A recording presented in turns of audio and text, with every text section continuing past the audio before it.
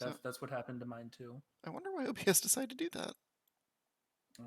Maybe there was an update. There definitely was not. Okay, well, if they couldn't hear either of us, I guess we should just restart, shouldn't we? We absolutely should. Nobody heard any of those great things we said.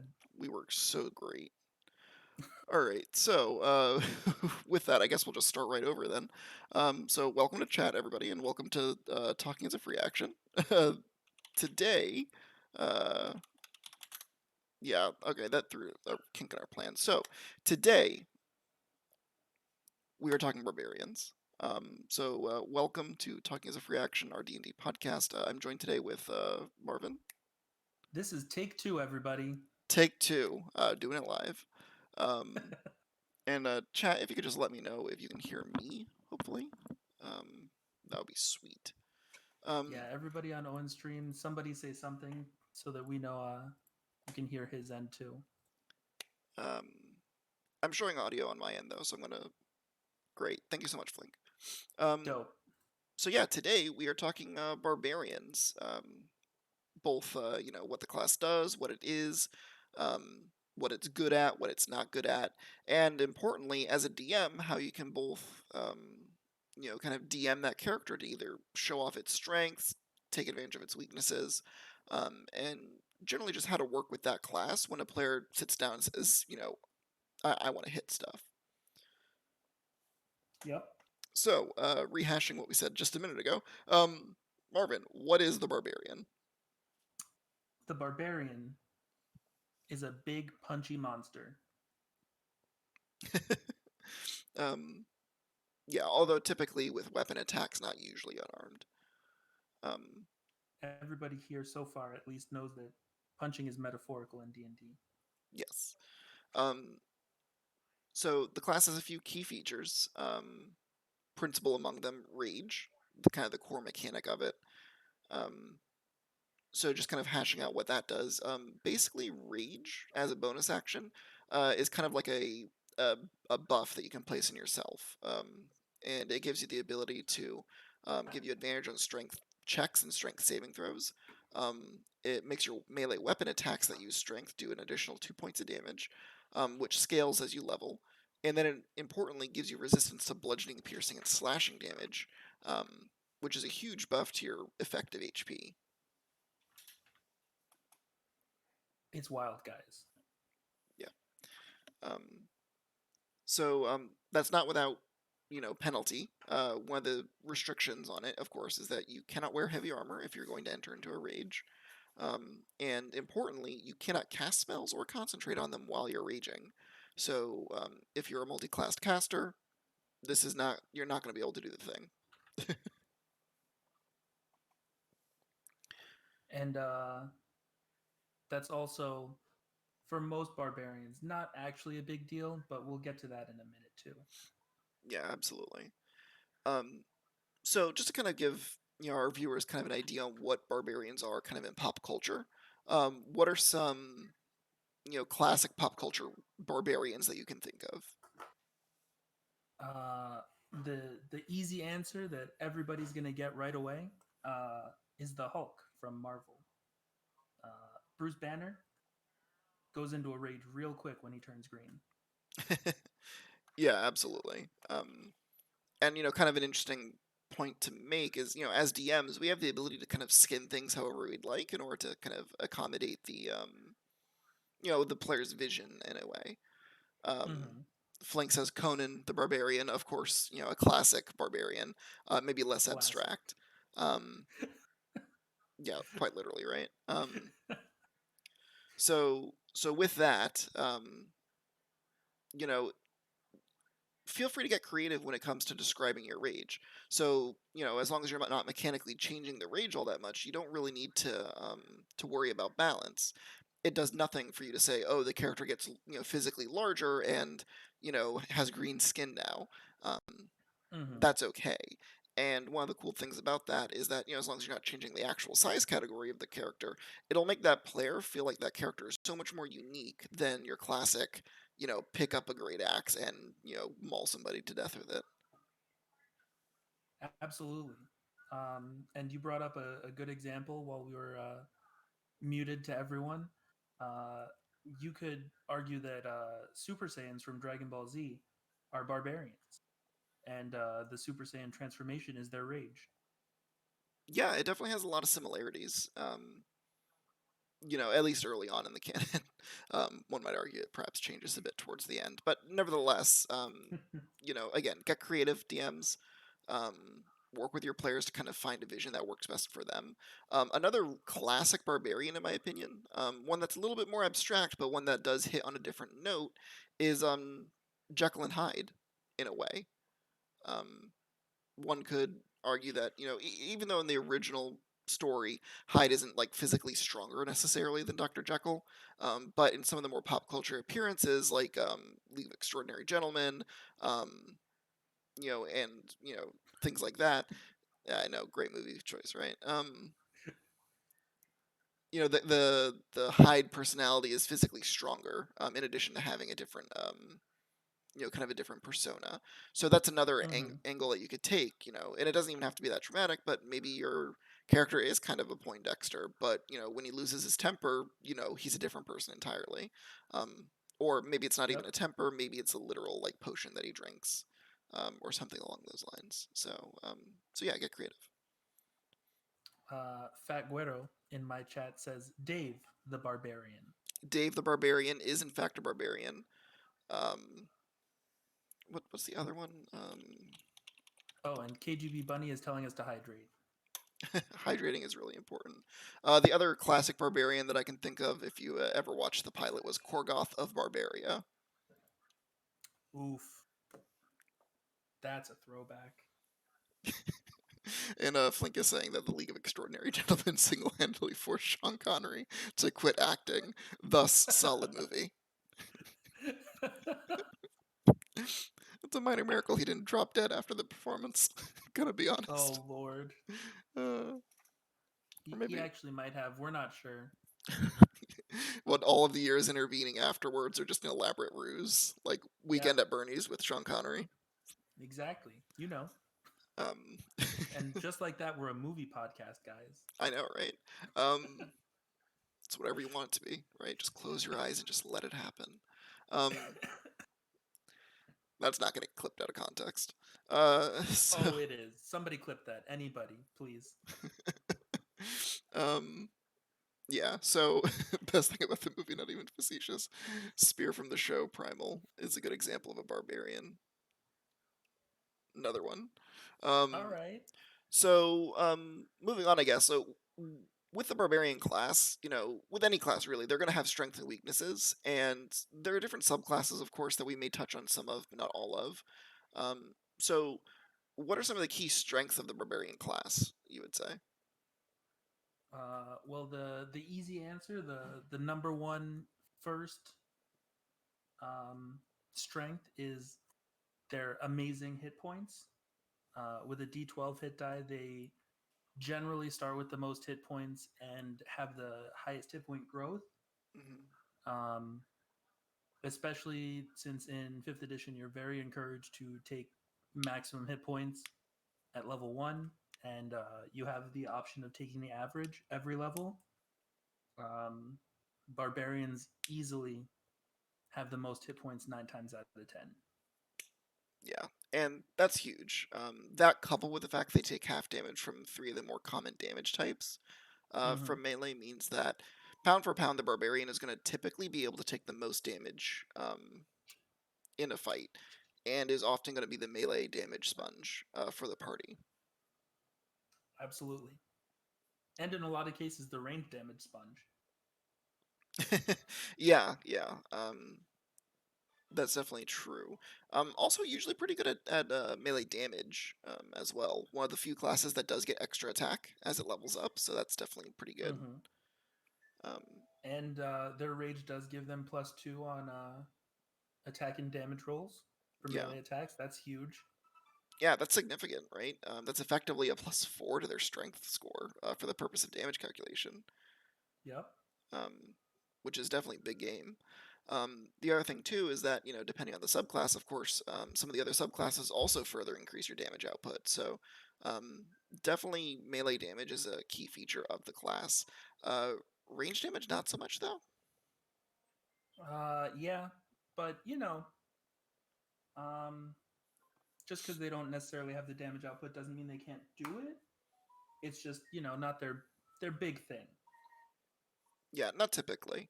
Um, Also, another semi-unique thing about the Barbarian, one of only 2 classes that gets unarmored defense.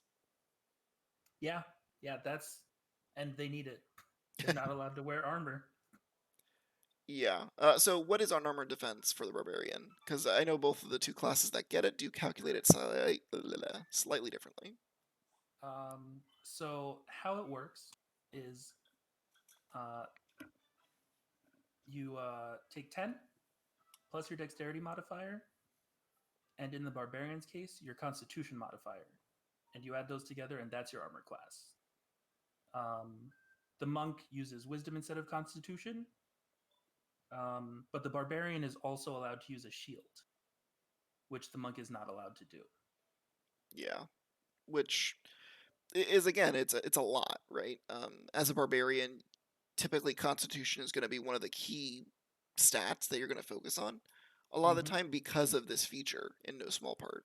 So being able to factor it both directly into your HP as well as your armor class, which helps determine how frequently you get hit, is a huge advantage to this class in melee combat specifically. Hey, Oh yeah. thanks. Thanks for that, man. Thanks for the follow. So that was DJB, by the way. Thank you so much. So that's definitely a Welcome. huge benefit to the class. One thing that's important to note for you multi-classers out there is that unarmored defense does not stack. So if you do have a monk level and a barbarian level, you have to choose which one applies. You don't get to add both your con and your wisdom modifier, and that's just a function of how the abilities are written. Yeah, they're specifically worded that you don't add your modifier to your base armor class. This ability overwrites your armor class. Yeah. Um, so it's definitely pretty big game. Again, as I said, some other key features from the class: danger sense, which of course lets you kind of give you advantage on dexterity saving throws and effects that you can see, such as from traps and spells. So while you can't do this when you're blind, deaf, or incapacitated, being able to give you advantage on one of the more common saving throws from spell attacks and traps and such like that. Um, is again a pretty big boon for the class and helps kind of feed into its survivability. Yep, absolutely. All right. Just kind of breezing through some of the other ones. I'm not going to go over every single class feature. You can read through the player handbook if you'd like to do that. But some other standouts, of course, reckless attack, which is a pretty good one, as well as fast movement. So reckless attack is just basically you can give yourself advantage on any attack, but in exchange, anything that hits you with a melee attack also has advantage. So Mm-hmm. that's really powerful as the barbarian because typically what you're doing in that case is you're trading damage. Your full hit of damage for what is typically half the damage coming in from the enemy. So in that way you can kind of not only kind of you know deal more damage more consistently because it does give you advantage, but also it tends to draw attacks to you. Um, because DMs and enemies will sometimes hey, I have advantage. That means I can hit this target more easily. It tends to draw attacks towards you and away from perhaps your other allies that might not be as resilient. Yep. To anybody who's played an MMO, this is drawing aggro. Yeah, definitely in a way. It's a little bit more subtle than that. Than It's not typically. mechanical. Yeah, it's more subtle. It's not mechanical, but it is uh it is still there in some amount. Yeah. Um, and the other main feature from the base class, at least, is persistent rage. Um, and I'm sorry, not persistent. Relentless rage rather. So basically, this allows you to continue to rage even if your HP drops to 0. Um, Mm-hmm. And what it can do is if you are raging and you do drop to 0, you can make a DC 10 con saving throw. If you succeed, you drop to 1 hit point instead. And then each time you use this feature after the first, the DC goes up by 5 until you short or long rest, in which case it resets to 10. So again, kind of along the survivability angle, the class has a huge hit point pool, has resistance to the three main forms of melee damage. And when it drops to 0, it basically has undead fortitude in a way where it doesn't even necessarily go down at that point. Yeah, it's crazy how long a barbarian can stay alive and how many hits they can take. Yeah. This has some comedic value too. If your player chooses to play a barbarian on one of the smaller classes, such as a halfling or a goblin or a gnome, where as a DM, it gives you the opportunity to kind of just toss the character around like a rag doll, and they'll be fine most of the time. So it's definitely something that you can play into. Um, so I guess while we're talking about the strengths, we can kind of segue into the weaknesses, and then as a DM, we can kind of touch on how to play into either of those two things. So, Marvin, what are some of the weaknesses of the class, you would say? Um, the weaknesses easily come from, well, the first weaknesses come from rage. Um, Not being able to cast spells is huge. It makes it very difficult to multi-class into wizard or cleric or druid. Not impossible, but uh, still not easy. And also, um, I'm sorry, I lost my train of thought. Owen, say That's something. all right. So yeah, not impossible, but it is something that you can still do. So if you are going to multi-class into like wizard or something, at that point you're really kind of leaning into the idea that your character has two different modes of kind of interacting with combat in a way. Um, and while the abilities from Barbarian can help augment some of the other class features from some of the other melee classes, if you are going to try and multi-class into one of the spellcasting classes, um, it is going to very much represent a change in approach for your character should you choose to enter a rage during combat, as it will then take away your ability to then convert back into a range mode.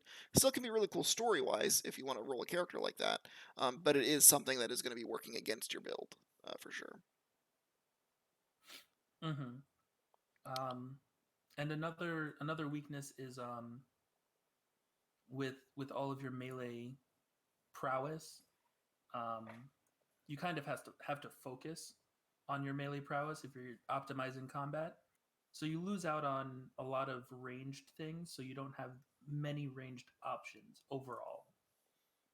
Yeah.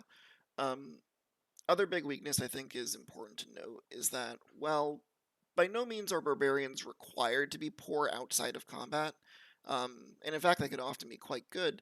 The fact that you're encouraged to kind of focus some of your core stats on your physical attributes, does mean that if it comes down to it, typically barbarians are going to have lower charisma stats, lower intelligence, and lower wisdom stats.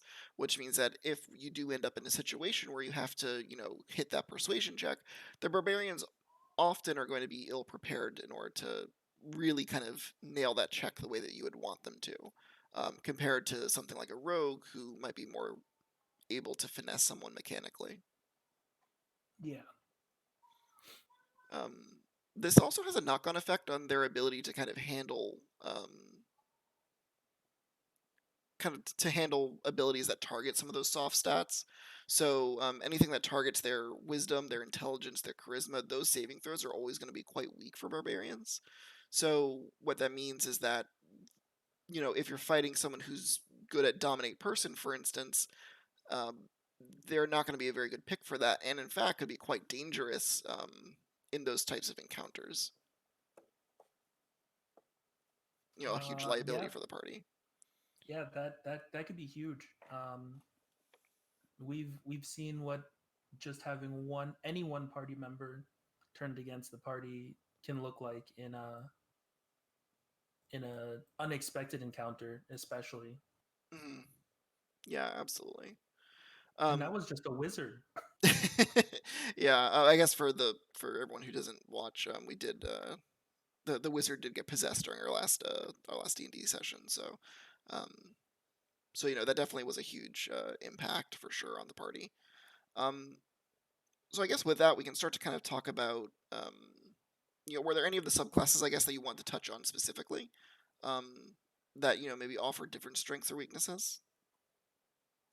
Oh man. Hold on one second. I almost remember this one. Um, Sure. Totem Warrior. Okay, sure. Path of the Totem Warrior is combat wise 100% the most powerful of the barbarian subclasses, um, because it gets resistance to everything except psychic damage. Yeah, that's pretty That good. is insane. Yeah, that's a pretty powerful one. Um, I guess for paths that I wanted to highlight for sure, um, the Path of the Wild Soul, or the Wild Magic Path that just came out in Tasha's, I guess more specifically. I forget Mhm. exactly which one it is, but what it's called specifically. But I this part, believe it is the Path of Wild Magic. yeah, the Path of Wild Magic is a pretty wild class, to say the least, as you are still that melee character. But one of the key things about the class is when you do rage, it provides you with a, kind of a random magic effect that can happen to you during that fight. So it's pretty cool in just that it does allow you to kind of benefit from some of that cool randomness that the sorcerer normally would get to dabble in, and instead apply that to yourself. Um, the other cool thing is that as a once you do hit level 6 in the class, you actually have the ability to help restore spell slots to your caster buddies. So that's actually a really powerful effect that normally requires a quite rare magic item in order to kind of gain benefit from, or is one of Mhm. the key features from the wizard class. So, or I guess sorcerer too. But it does help add some longevity and allows the class to kind of play a little bit better with others. Should that kind of be your style? Mhm. So, um, barbarians, they're cool. They're cool. They're good at killing stuff. So I guess just out of curiosity, have you DM'd for a ton of barbarians? Um, no, I don't think I've ever actually run a game in which one of my players played a barbarian, Oh boy, like ever. missing out for sure. Um, barbarians are a joy to DM. For a number of reasons, right? So one, that player is always going to move their turn super quickly. It is Uh huh. pretty infrequent for a barbarian to linger on their turn for any period of time, which is great for just moving through the combat. Um, I and like that. and that's really good. The other thing too, of course, King Flink's sharing that he only DM'd twice for a barbarian. It was the same player both times, which I did want to touch on that in a minute. So, um, but for me, I really enjoyed DMing for barbarians. That depending on the barbarian's character, sometimes they really lean into the stupid trope, which can definitely get into like the himbo status. Hmm. Where they're just like super adorable and kind of stupid, and it's kind of adorable. Um, so that's really fun as well. They can be really chaotic in social situations, but depending on the player, that could be a really good thing. So obviously, be cautious, but that can also be a really fun aspect of it, particularly when that character finds themselves in situations that they are ill-equipped to handle, but nevertheless must handle them. Um, Definitely fun in that respect. Um, One thing I did want to mention is that it's definitely a player thing. Not every player is going to gravitate towards the barbarians, but you'll find that the ones who do tend to continue to go back to the class over and over again. Um, because it's really difficult to kind of replicate that play experience with any of the other classes, I would say. Okay. Um, I can dig that. I Uh, kind of can't wait for my first barbarian. I mean, honestly, next chance I get, I'm playing a wizard right now in my personal campaign. Where I'm a player in. Next chance I get, I'm playing a barbarian. Honestly, it's been a long time since I've played one, and I've been waiting to get back into the saddle behind one ever since. So, Nice. so it's definitely a real joy. So, I did want to talk a little bit about what are some of the things that you can throw your barbarian to help help the player have a good time. If someone's sitting down to play a barbarian, what kind of game are they looking for? And how as DMs can we help make that character feel powerful, heroic, really kind of lean into what that class does. Um, and I guess before I get that from you, Marvin, I did want to just clarify that this is going to be specifically around the combat element of the character. It's always Hmm. important to note that different characters are going to have different character motivations. So even though we are kind of painting with a broad brush here, um, the barbarian that you might be DMing for may be a very different kind of barbarian than the ones that either I have played, I have DM'd for, or have, kind of conceptualized. And so it is always important to kind of talk to your player and get an idea of what sort of game that player is looking to play. But when it does come time to roll initiative, this is going to help kind of give you an idea on what that character typically, in most cases, is going to be pretty good at.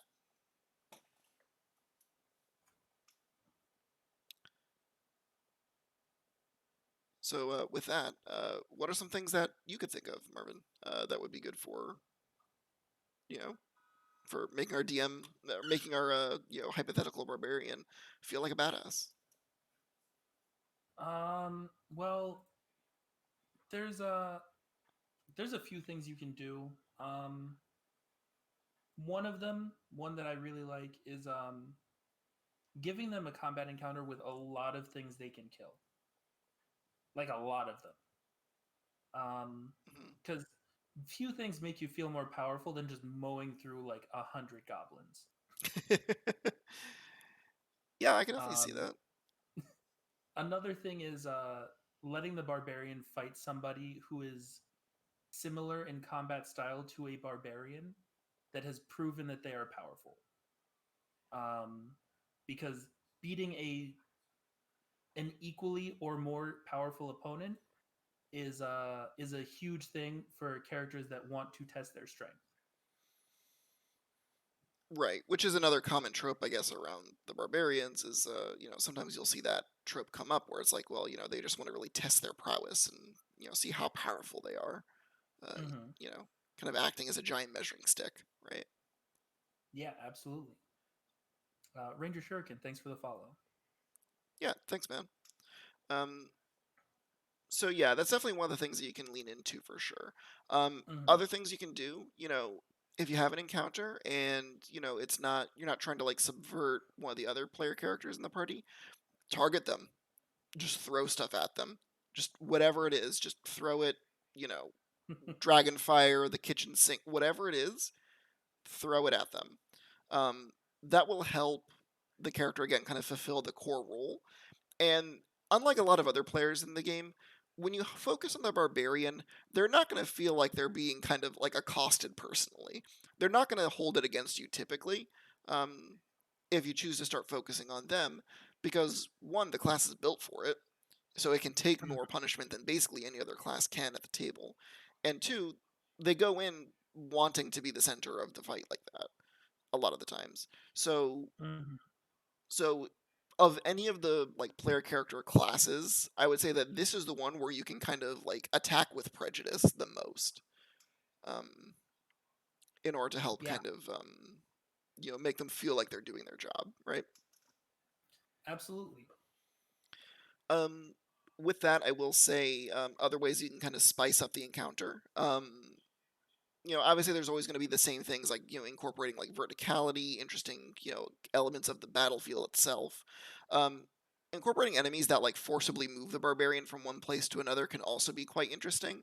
The barbarians typically are fairly athletic and they get a bonus to movement speed. So it's not inconceivable for a barbarian to be able to cover a pretty big distance, during a fight. So having an enemy that's capable of maybe throwing them like 100 feet could actually be somewhat interesting, as for kind of how that character handles the class, and would be able to kind of quickly return to melee combat in only a round or so. Um, Mm-hmm. so that's another way that you can kind of help that character really kind of get the most out of their fighting, because they're going to get to really kind of take advantage of that extra movement speed, which again is something that not every class gets to do. Another thing you can do is awkward spaced enemies because because of that additional movement speed they have, they can also get to enemies who are 35 feet away that most other characters will not be able to reach in one round. Yeah, that's a good one actually. Just and I guess ultimately it just boils down to like just being mindful of the movement speeds and being Mm-hmm. mindful of like weapon ranges and things like that. You could run into the barbarian that uses a spear or a glaive, for instance, instead of the typical two-handed melee weapon, and that again further extends their range, which means that you can put characters that normally would be outside of melee range for at least a round, and you can really ham it up too, right? Like have the NPC surprised that the barbarian was able to cover that range in such a short period of time. Um, really sell it, right? Um, Yeah. I'll say that, as a DM too, viscerally describe the damage that they're doing. No one picks up a barbarian wanting to hear that they just, rolled a 12 in their attack roll and, they dealt 5 points of damage. Like, really ham it up. If they kill the goblin, like they cut that thing in half. Like they're gonna eat that up. They're gonna, really drink in the scenery there. So play into it, ham it up. Like all right, a goblin charges at you. Okay, I attack it. Okay. It's not just that you attacked it. You like literally cut that thing in half, like straight down the middle. Um, or let the players even get in on the fun, right? Okay, like how do you kill that goblin? Like, oh, I want to take it. I just want to like chop off its arm and then elbow it in the face and crush its nose or something. It's like, all right, man, like sure, go for it. It doesn't have a consequence, and it just serves to make that fight feel that much cooler. Yeah. And that's a big thing for me. Having players describe how they, at the very least, end an encounter or kill a character. It just makes you feel that much more there, you know? Mhm. Yeah, I think that's just generally good etiquette in general. But definitely, it's something that you want to start to encourage the players to do, and you can do that by doing it for them. When the NPCs do stuff like that, to kind of model Mm-hmm. that behavior for them. So, some other stuff just to kind of like food for thought, just kind of off the top of my head. Having enemies that they can kind of engage in dialogue with can be fun as well, depending on the barbarian in particular. Some barbarians are going to be really, into kind of like, boasting and things like that. So having an enemy that they can kind of play off of can be really beneficial for that. This Mm-hmm. is kind of know your player though, because sometimes the barbarian player is not going to be very dialogue heavy when they're in a rage, kind of painting as though they're like in a blind rage or whatever, and they have no time for talking or whatever. Um, And everything they communicate with grunts and screams and snarls. yeah. But hey, I mean, you can have your players do that and have the NPCs react appropriately, right? Um, Mm-hmm. and I can't impress that enough. Like, have characters who are intelligent react appropriately to the barbarians, please. Yeah. If you are fighting 12 goblins and this dude just ran up and just cut your buddy, flop the goblin in half, you know what? I'm cool, man. Like, it's not worth it. Um, Yeah, that's fair. you know um so like that can be really fun too, and that can also help subvert the player expectations at times. Mm-hmm. And again, really kind of lean into that like epic feeling, like, oh yeah, like I'm so badass, I only had to kill one of them and they just said they were cool. Like, that's just a cool story, right? Yeah, um absolutely. so that's definitely something you can do. um that said, there are some things you can do um to kind of play against the barbarian strengths. And I think that it's good to do this periodically, depending on the character. I guess, kind of speaking from experience, the main times that I try to play against a character's strengths would be in one of a few situations. One, their combat's getting a little bit too repetitive, either for my taste or for the player's taste. Sometimes you can tell the player is just getting kind of bored with it. Um, Yeah. they're kind of doing the same thing in every combat. So, barbarian, they're going to do the same thing. They don't have a ton of options. The casting classes, though, if their go-to answer is always fireball, maybe start to look for reasons for them to not have to use fireball. Um, and then and then also, if they're just proposing to be a balance problem to the fight, or they're, you know, being problematic in that particular kind of way, that might be Mm-hmm. another reason that you maybe would want to play against their strengths. What are some other reasons that you can think of? Um, I'm pretty sure that's kind of it. Also, maybe sometimes you just want to do something different. Not even bored, just try something out. Mhm. See what happens. Yeah, I guess narratively too. It could be a really powerful tool. Mm-hmm. One thing when it comes to DMing is, you have a lot of control over the mood of that game. And so if Mm-hmm. you want the barbarian, who normally is very powerful and strong, to, have concern about the strength of an enemy, you can do that one of two ways. Either have them outpower the enemy directly, the barbarian directly, by just having them be Mm-hmm. physically imposing, or you could have that enemy strategically play against what the barbarian's good at, maybe keeping them at a distance or something, um, in order to help kind of impress that this is an enemy that can't be defeated with just raw strength alone, or to specifically make the barbarian feel weaker than he might normally otherwise. Mm-hmm. And another way to do that, on top of what you said, is just give the enemy resistances, like all of them. Yeah, I Do guess the so. exact same thing the barbarian's doing. Just resist everything. Yeah, that's definitely a big one. I think unlike some of the other classes, barbarians don't have a natural way to get access to a magical weapon damage. Mm-hmm. So this class is going to rely on finding a magical weapon at some point over to overcome that classic, resistant to slashing, piercing, damage, whatever, unless from a magical weapon. So that's definitely a thing to keep in mind. Um, I guess while we're talking about weaknesses, ranged enemies typically not a strong suit of the barbarian. Yeah, a lot of guys with a bow and arrow are gonna eventually wear that barbarian down. Mhm.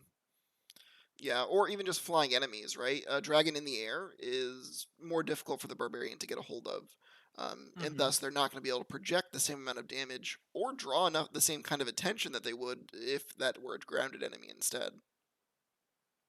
Yeah, that's true. Um, Important thing though, as always, work with your player. So if you know that this is going to be a campaign that is going to be, kind of focus on a lot of, flying enemy or ranged enemies, I'm not saying you have to tell the player that in advance, but consider maybe working in an item of some sort that would aid in that character's ability to project damage, kind of in 3 dimensions.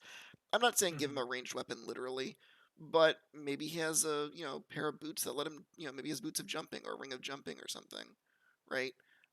Or maybe he has, a means that allows him to kind of like temporarily fly for like a round or something.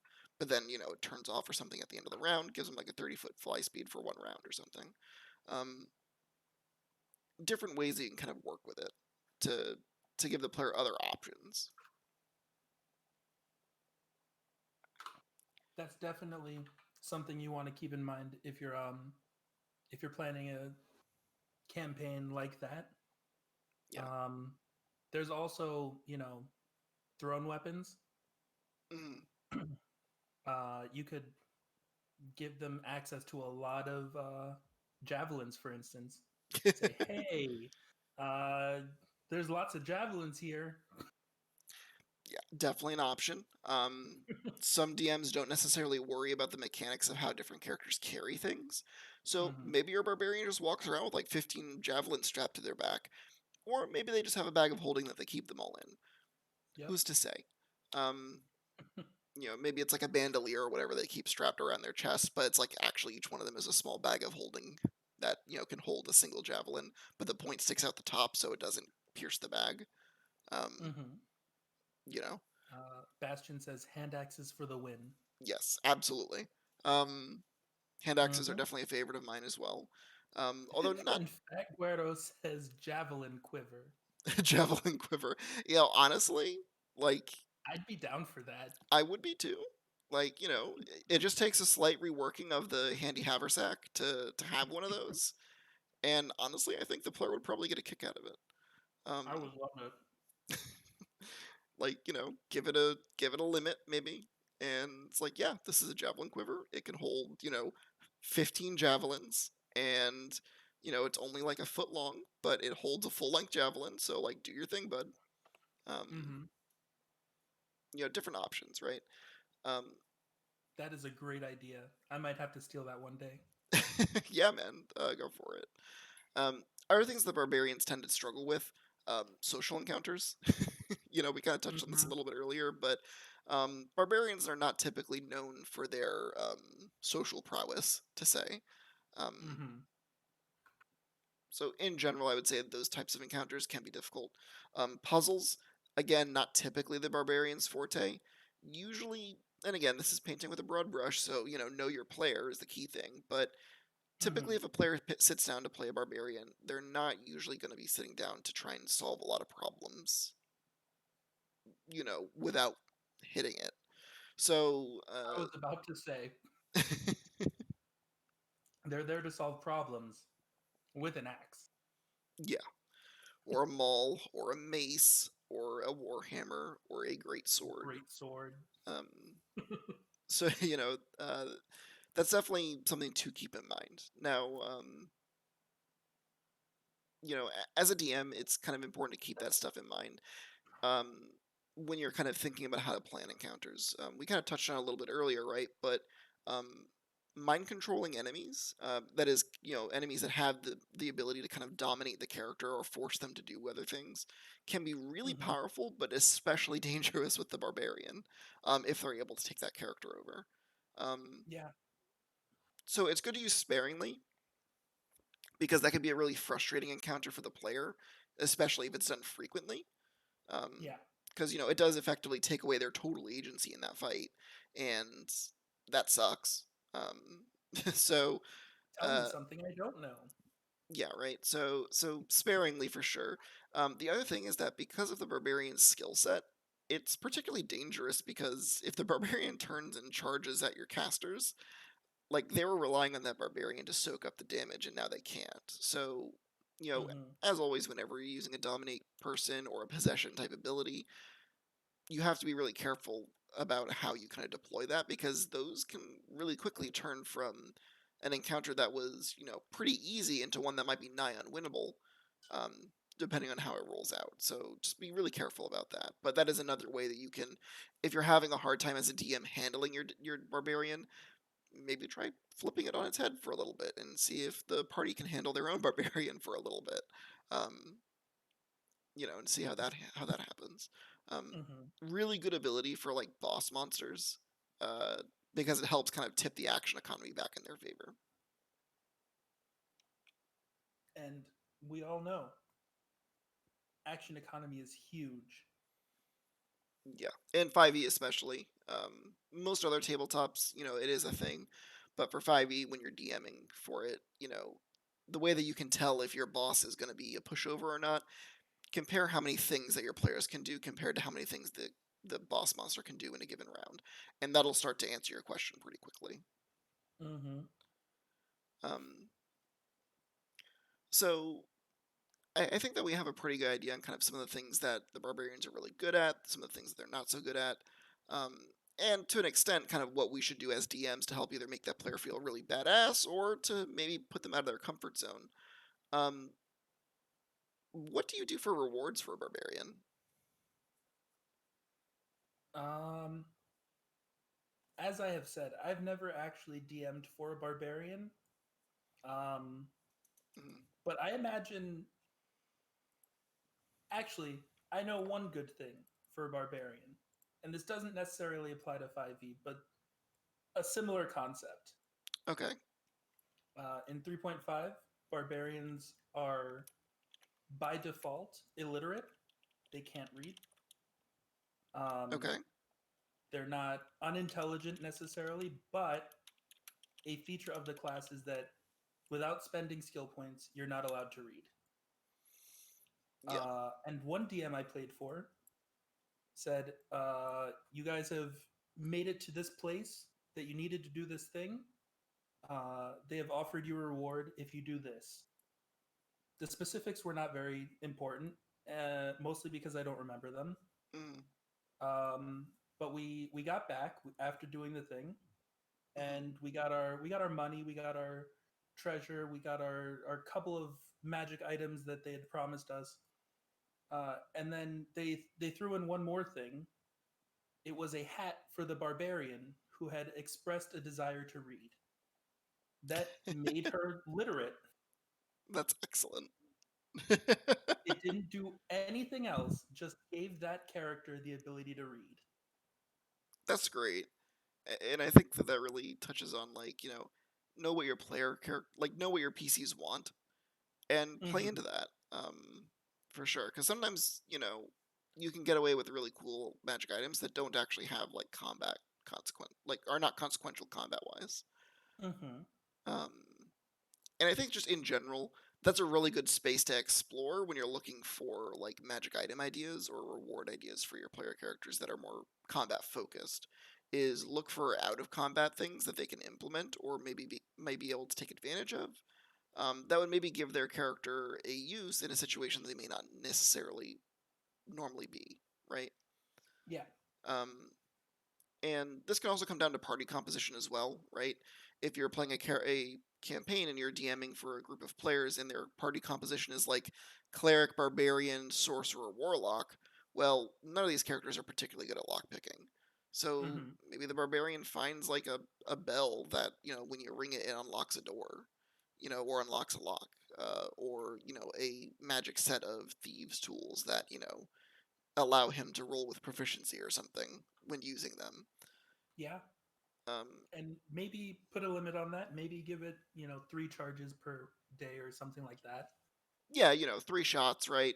Can roll a tool check with proficiency, and Mm-hmm. it's good in unskilled hands, right? And you can flavor it however you want. Um, but the point is that it helps fill the party's gap while also allowing the character who normally is not very good at the thing and allow them to be good at the thing. So that's definitely one thing you can do. Um, another Fat Guaro says, give him a gun. give him a gun. Honestly, not a bad idea. A useful ranged weapon for a barbarian might be actually pretty good. I could conceive a maybe a quiver or a magic bowstring or something that when you fire a projectile, it allows you to impart the rage bonus onto the damage, right? Um, Mm-hmm. Something along those lines could be really powerful. Um, as far as how that character operates, because it's not going to make up for the fact that they're not very dexterous, but it will Mm-hmm. help them.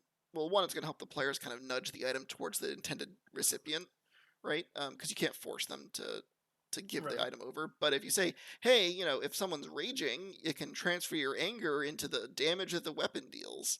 Well, gee, I wonder who can use that the most, right? Um, Exactly. Or again, Fat Guero is here. A strength-based gun. yeah, that's definitely a possibility too. At the end of the day, it's just about kind of seeing what that character you can like fill in some of the character's gaps, or other option, play into their strengths. So Mm-hmm. if they use a great sword, maybe they find a magic great sword, um, and that'll also go a really long way. Um, do not give your barbarian magic armor. Not typically going to be very, very useful for them, I would say. Um, Magic shield can be good, depending on the sort of barbarian they are. Again, if they're using a shield, then that's going to help. But if they're using two-handed weapon, not so much. One situation where a magic armor might be useful Mm. is if you find the rare low constitution barbarian wearing medium armor. It is a possibility. The other one too is there is, I think, a dwarvish subtype, like a dwarvish Mm-hmm. barbarian subtype that specializes in spiked medium armor. So Mm. that's an option as well. I think it allows you to use the spiked medium armor as a weapon. Okay, I can dig that. So it's just about other means of kind of of the barbarian building the character, right? And this is not a show about like how to optimize your barbarian necessarily. This is strictly about kind of as a DM how to handle that character um, in this particular instance. So we're not going to worry too much about like whether that's a good build or not. But again, be aware of what your character's good at, and ask yourself, do I want the rewards to play into that or play against that? Mm-hmm. Um, Fat Guero coming in again, describing the strength-based gun. It's just a tube with a bullet that he punches out. The harder he punches, the more damage it does. sounds miserable. Who needs gunpowder when I have these guns? Um, So, That's so good. so moving on from that, other items that you can look to, apparel. You know, as you said, a hat earlier, boots, Mm-hmm. gloves, bracers, items that are not technically armor, but like do not count as armor, but can be Can be worn. worn. Yeah. Could be good. In the Monday game that we play, where I play my wizard, we have a barbarian in the party who has a helmet that Mm-hmm. gives him, I think, water breathing and a swim speed, and Okay. it's a helmet that's shaped like a fish, um, which is just hilarious to me. Guy does not wear a shirt, um, but he has this metal helmet on, and that's That's so good. Walking around with a helmet and no shirt. got to protect my head, right? Um, And so I imagine this helmet is like a piece of somebody's like plate mail that like probably, that like now it's just missing the helmet. So there's somebody walking around with fish themed armor somewhere that's like, oh man, I really wish I didn't lose my helmet. yeah, it was the cleric for a period of time. It was a full set of armor. Um, so So good. so that was pretty funny. And he was a fun barbarian because he was like a shield and spear kind of guy. So Uh-huh. so he had shield bash as a feat. So he would basically use his turn to shield bash and then roll 2 attacks with advantage. Um, and his shield bash has had advantage because it's a strength based check. Thus, when you're raging, you have advantage on it.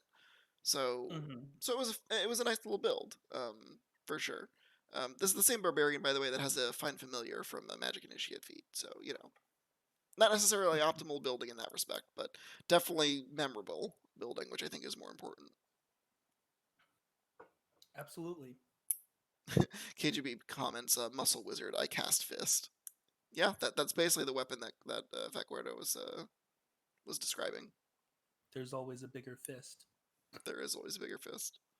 Um, Also, I know this is probably not important, but barbarian in question, Goliath, barbarian Okay. with no shirt on and a fish helmet. So also like 7 feet tall or whatever, and clearly like standing out already. So That's wild. hilarious.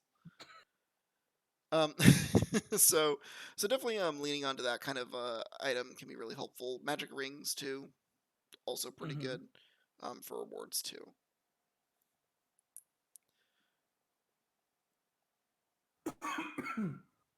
So so with that, I know you said that you hadn't DM'd for any barbarians. Did you?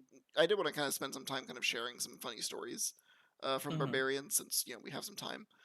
So do you have any in particular that you can think of? I know that your experience is a little bit more limited with the class. Um, I have been a player alongside exactly one barbarian. Hmm. Uh, it was a female. I want to say she was human, but she might have been like half orc. Um, her primary weapon was a great axe. And this was in 3.5, where barbarians were a little bit different than they are now. Hmm. Um, but the character's name was Saskia, uh, based on the Magic the Gathering character of the same name with very little lore attached to her. Yeah, this is true. And the player took a prestige class that doubled all of the rage bonuses,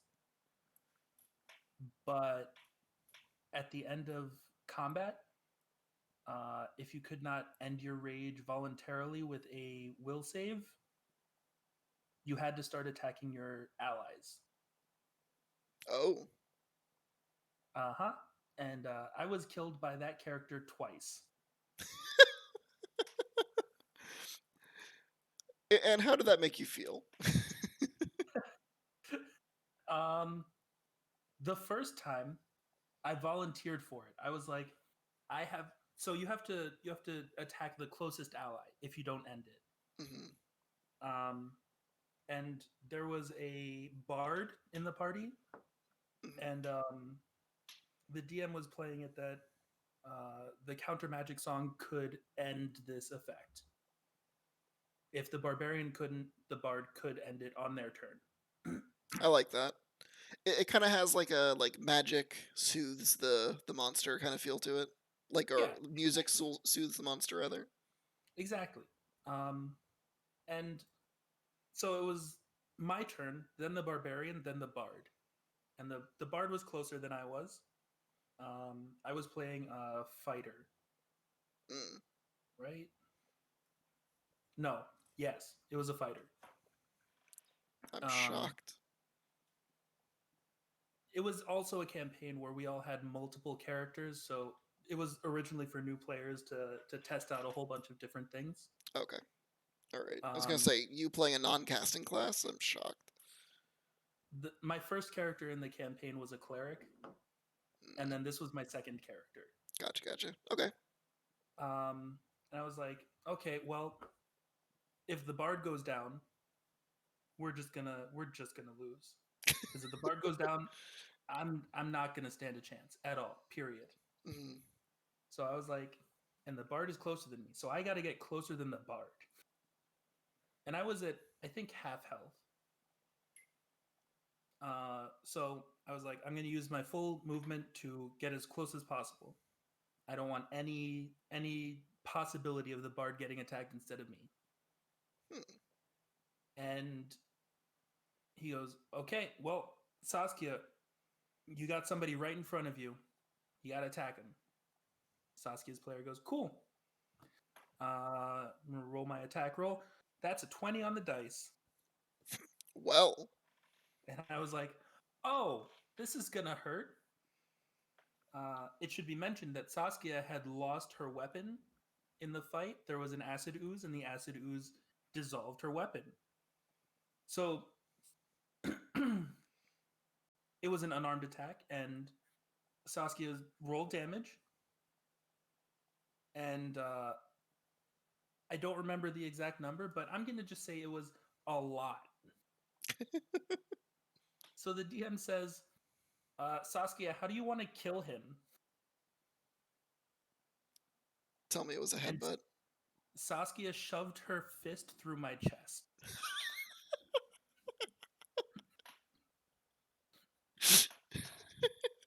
Oh my god. just, just straight Kalima. Just, Yeah, just right through me. jeez, like a Dragon Ball Z character.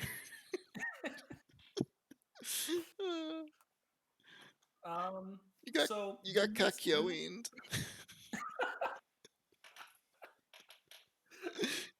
Straight donut. oh, Got it, Yamcha. Yeah. it was so good. I wasn't even mad. How could you be, right? When you get turned into the topological equivalent of a pastry, how could you be upset? But yeah, um, that was an experience. The next leg of the campaign was reviving that character. Um, but to do that, we had to get back to town, our home base town Hmm. that was being invaded when we got there, and we all had multiple characters, so I had a backup character ready to go, and I think he was a sorcerer, um, some awkward close up touch sorcerer. Was all about the bad touch. Yeah, his main thing was like, I'm gonna touch you and you're gonna feel some electricity or you're gonna be on fire or whatever. Um, character was fun to play. Only got to play him for like 3 sessions because in fighting off the invasion, Saskia had to rage again, and Saskia was trying not to rage for the Mm, whole encounter because you know she had just killed her friend. fair. But it gets down to it, and Saskia doesn't have a choice. Saskia's at like 4 HP or something like that. My character was at like 7, and the bard's other character, which I don't remember what it was, I think it was a wizard, was at Mm, like 12. And there were still like 10 things on the board. So Saskia's like, well, I have to rage now. Yeah. And then buries an axe in my sorcerer's head I at the mean, end of combat. you made it to the end of combat at least. I did make it to the end of combat. That reminds me a little bit about the kind of much maligned frenzied berserker barbarian Mm-hmm. in 5e. Are you familiar with the path of the berserker? I think that is actually based on the prestige class that he took. Almost assuredly, which is why it was somewhat reminiscent of. Um, the core feature of the path of the berserker is the Mm-hmm. frenzy ability at level 3, where Mm-hmm. you can go into a frenzy when you rage, and if you do, for the duration of the rage, you can make a single melee weapon attack as a bonus action on each of your turns after this one. When your rage ends, however, you suffer a level of exhaustion. Yep, that is a very similar ability to this 3.5 ability that is also titled Frenzy. Yeah.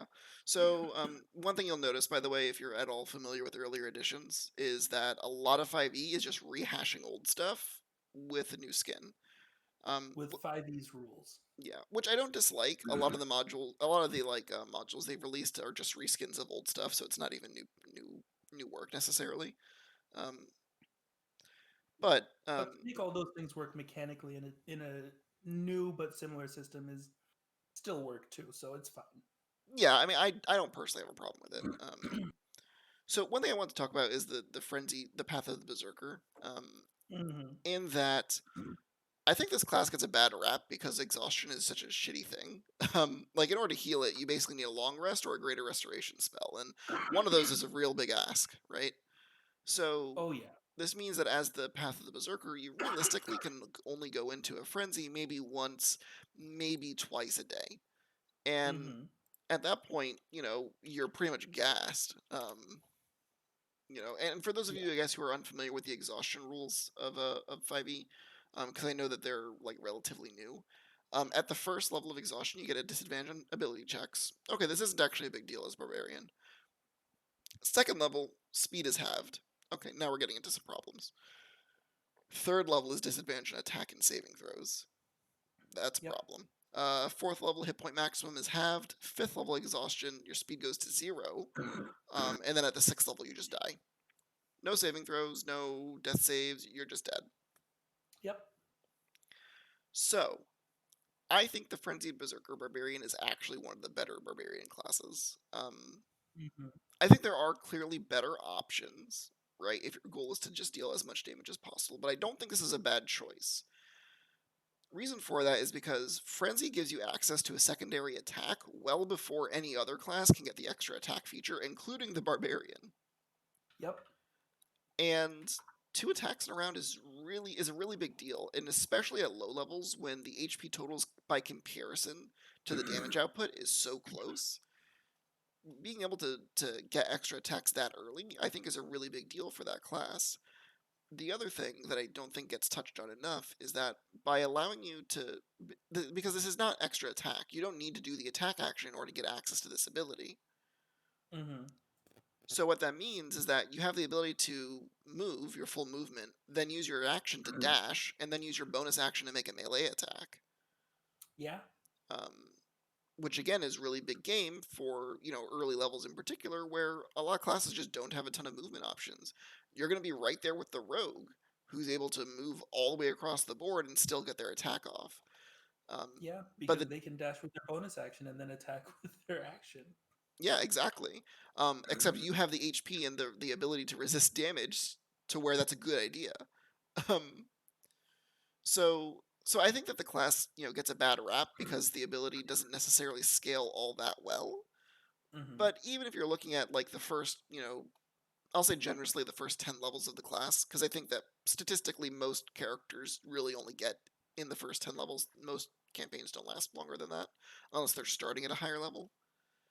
Mm-hmm. I think the Path of the Berserker is a really powerful class because you're going to get 3 attacks well before anybody else does, and that's a big deal because unlike using 2 weapon fighting, you get your full bonuses to the attack and damage without having to Mm-hmm. take any extra dips, and you can benefit from feats and things like that as well. So, you know, I would say, Also, try it out. um, another bonus you get over extra attack, um, or I guess over characters who only have extra attack. You can still use your action for other things if you have to, and still get an attack off. Yeah. So like where the fighter, if they have to dash, they only get to dash instead of using their two attacks. Yeah. If you have to, you can dash and then still attack. Yeah. Other thing you can do, which, again, doesn't come up all that often, but you can fight defensively Oh yeah, that's a thing. and impose disadvantage on any incoming attacks while also getting your attack off. Yeah. There's nothing in the rules that says that you cannot fight defensively while raging. Um, Mm-hmm. and important to note, the condition for your rage turning off is it lasts for a minute, which is 10 rounds in 5e. It only Mm-hmm. ends early if you are knocked unconscious, if your turn ends and you haven't attacked a hostile creature since your last turn, or haven't taken damage since then. You can also use a bonus action to end your rage as well. So what this means is that as a barbarian, you can draw attention to yourself, right? And, kind of act as the sponge, impose disadvantage on incoming attacks, while still using your bonus action to keep your rage up and still continue to chip in for some damage. Honestly, Mm-hmm. it's really flexible. Um, also, you know, item use. You can use an item when you're raging. There's no rule against it in this edition that prevents you from doing so. So if you want to Yep. go grab a health potion and chug it, and then smash someone in the face with an axe, you're totally allowed to do that with this class. And I think that paying the single point of exhaustion for that first go at it is really not that big of a deal because you're not generally using your ability checks anyways as a barbarian, outside of the odd athletics or strength check, realistically speaking. Yeah. Yeah. That's crazy. So Barbarians. yeah, yeah, it really is. And also too, the speed halved is not a big deal when you can use your bonus action to attack because you can just dash. And also, you have 10 extra feet of movement. Yeah. So So like your halved speed is still like a dwarf's full speed. yeah, exactly. Um, Also, we didn't really touch on this earlier, but brutal critical is an ability that the class picks up at ninth level, which lets them roll an additional weapon dice for damage whenever they hit with a critical hit. Well, guess what? More attacks means you're more likely to roll critical hits. Yeah. so, um, so overall, I think that the class actually does offer quite a bit to the player. I think that the idea that like, well, I die at the 6 points of exhaustion. Okay, just rage like 3 times, then you're good. Half the time, the class can't rage more than once a day, anyways, so it's not really even that big of a deal. Mm-hmm. And Um, you can choose not to go into the frenzy. You can yes, still choose to go into a normal rage. So like you don't even have to be forced to take the point of exhaustion in combat. You can just choose not to get those extra buffs. yeah, and I think the argument is that, well, if you don't do that, then you just have an empty subclass. And like, okay, fair enough, like that's true. But my kind of counterpoint to that is, exhaustion isn't that bad when you look at like when you look at it in the context of what your class is actually doing, what your character is typically going to be doing. And yeah, just eat the point of exhaustion every once in a while. It's not that big of a deal. Yeah. Um and like my argument to the point where, empty subclass, like, is it really empty if you have this option? Like, yeah, you're not going to do it every combat, but you always have the ability to, is the thing. Yeah, I agree. Also, Super Saiyan 2. Just saying. Super Saiyan 2. uh, Coming into chat, Fat Guero, uh, I lied. He was a barbarian in a campaign we played together. The one time. He was a different barbarian, so there's actually two barbarians I've played with. Okay, okay. I can dig that. Uh, his character had a dent in his skull. I remember the dent. He dared somebody to drink ale out of his head. Was his name Denton? No, it was not. Damn. Andre, what was your character's name? Uh, and that was a wild campaign, by the way. And I'm really upset that COVID made us stop playing. So this is actually Uh, pretty recent.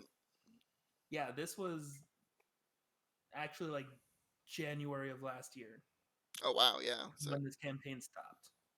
just before the lockdown, then. Yep, Brutal. Barum. Barum is what he thinks the character's name was. That's great. And there were some wild characters in this campaign. Um, but Andre's campaign character was like sort of metagamey in that he was always just like, that person needs help, or this one has a quest for us. Onwards. Is that even really metagaming?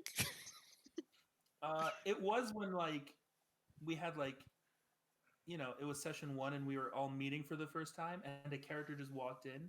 He was like, "Do you have a quest for me?" The answer was yes. That character did have a quest for us. That's great. But we were just sitting around drinking, and he got up from the table and was like, "Quest?" Oh, I have some stories about barbarians and tables. So Before your next point, mhm. KGB has told us to hydrate with channel points, and Fat Guero is telling us to check our posture with channel points. Okay, checking posture. I don't have a drink handy, so it's gonna have to wait. Gotta keep a water bottle or water cup by your desk, man. I definitely will do that. So I think that my first time DMing was in 3.5, of course, and in that Yep. first campaign, Will, whom you know, Oh boy. was playing a barbarian, whom I shall never forget. Oh, hey Matt, how's it going, man? Welcome to the stream. So our buddy Matt, our buddy Will rather, was playing a barbarian named Morag Skullbiter, and Oh, that's a name. That's a name. it's a Also, hey name. Matt, what's up? He says he said that he needs to get back to work, so so yeah, go ahead and do that.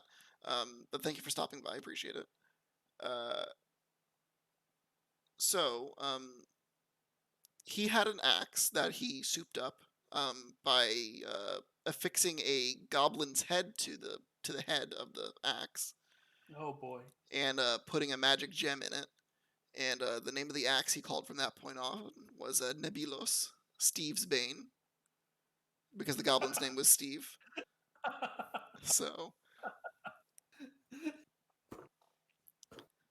you know, Steve's Bane. it was Steve's Bane. It did kill him, to be fair. Oh, that's so good. It was hilarious and super memorable. So a couple of memorable stories for this particular. Oh hey man, thanks for the follow, Matt. Hey. Appreciate it. So you left out the part where the head was preserved for ages and he used it like a puppet. Oh yeah, I forgot. He actually had the head for a while. Oh. I don't like that. So he was probably a bit crazy. So this barbarian was a half orc barbarian, as you know, in fairly typical, battle axe kind of style.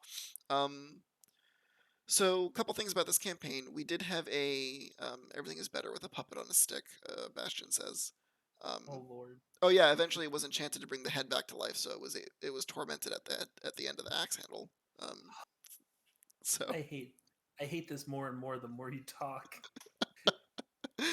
this axe went from like a hilarious joke to like, oh man, this is just kind of gruesome. Yeah.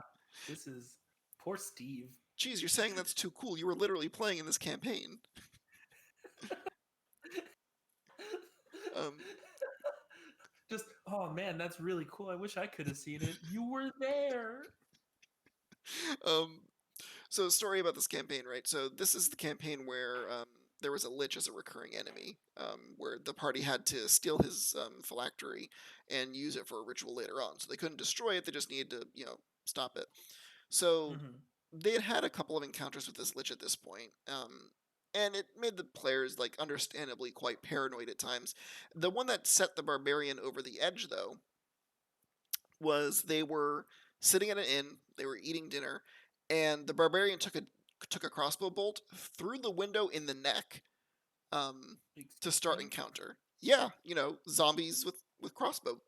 It's a thing. I'm So uncomfortable. so that initiated a huge encounter where they like barred up the windows and the doors with like the table and such, and there was a big fight. They eventually were able to get out, um, but from that point on, he stayed away from windows. I'll tell you that much.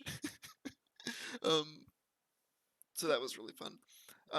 The last major story that I wanted to share with him was during a long rest, the characters were ambushed, um, and it had been made known that his character sleeps in the buff.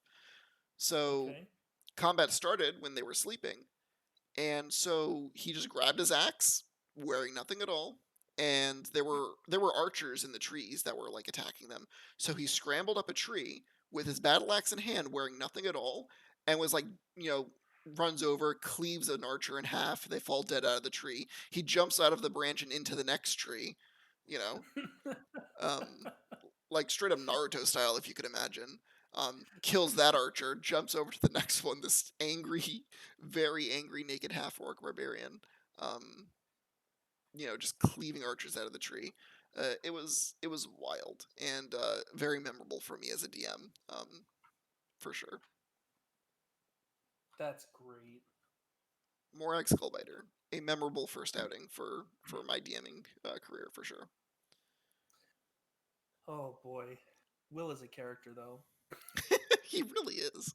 I think he has a YouTube channel that he posts on every once in a while. I think I'll feature it in the link. I haven't spoken to him Nice. in years though. Me too. We should let him know that we I, were talking about him and saying good things. oh, we really should.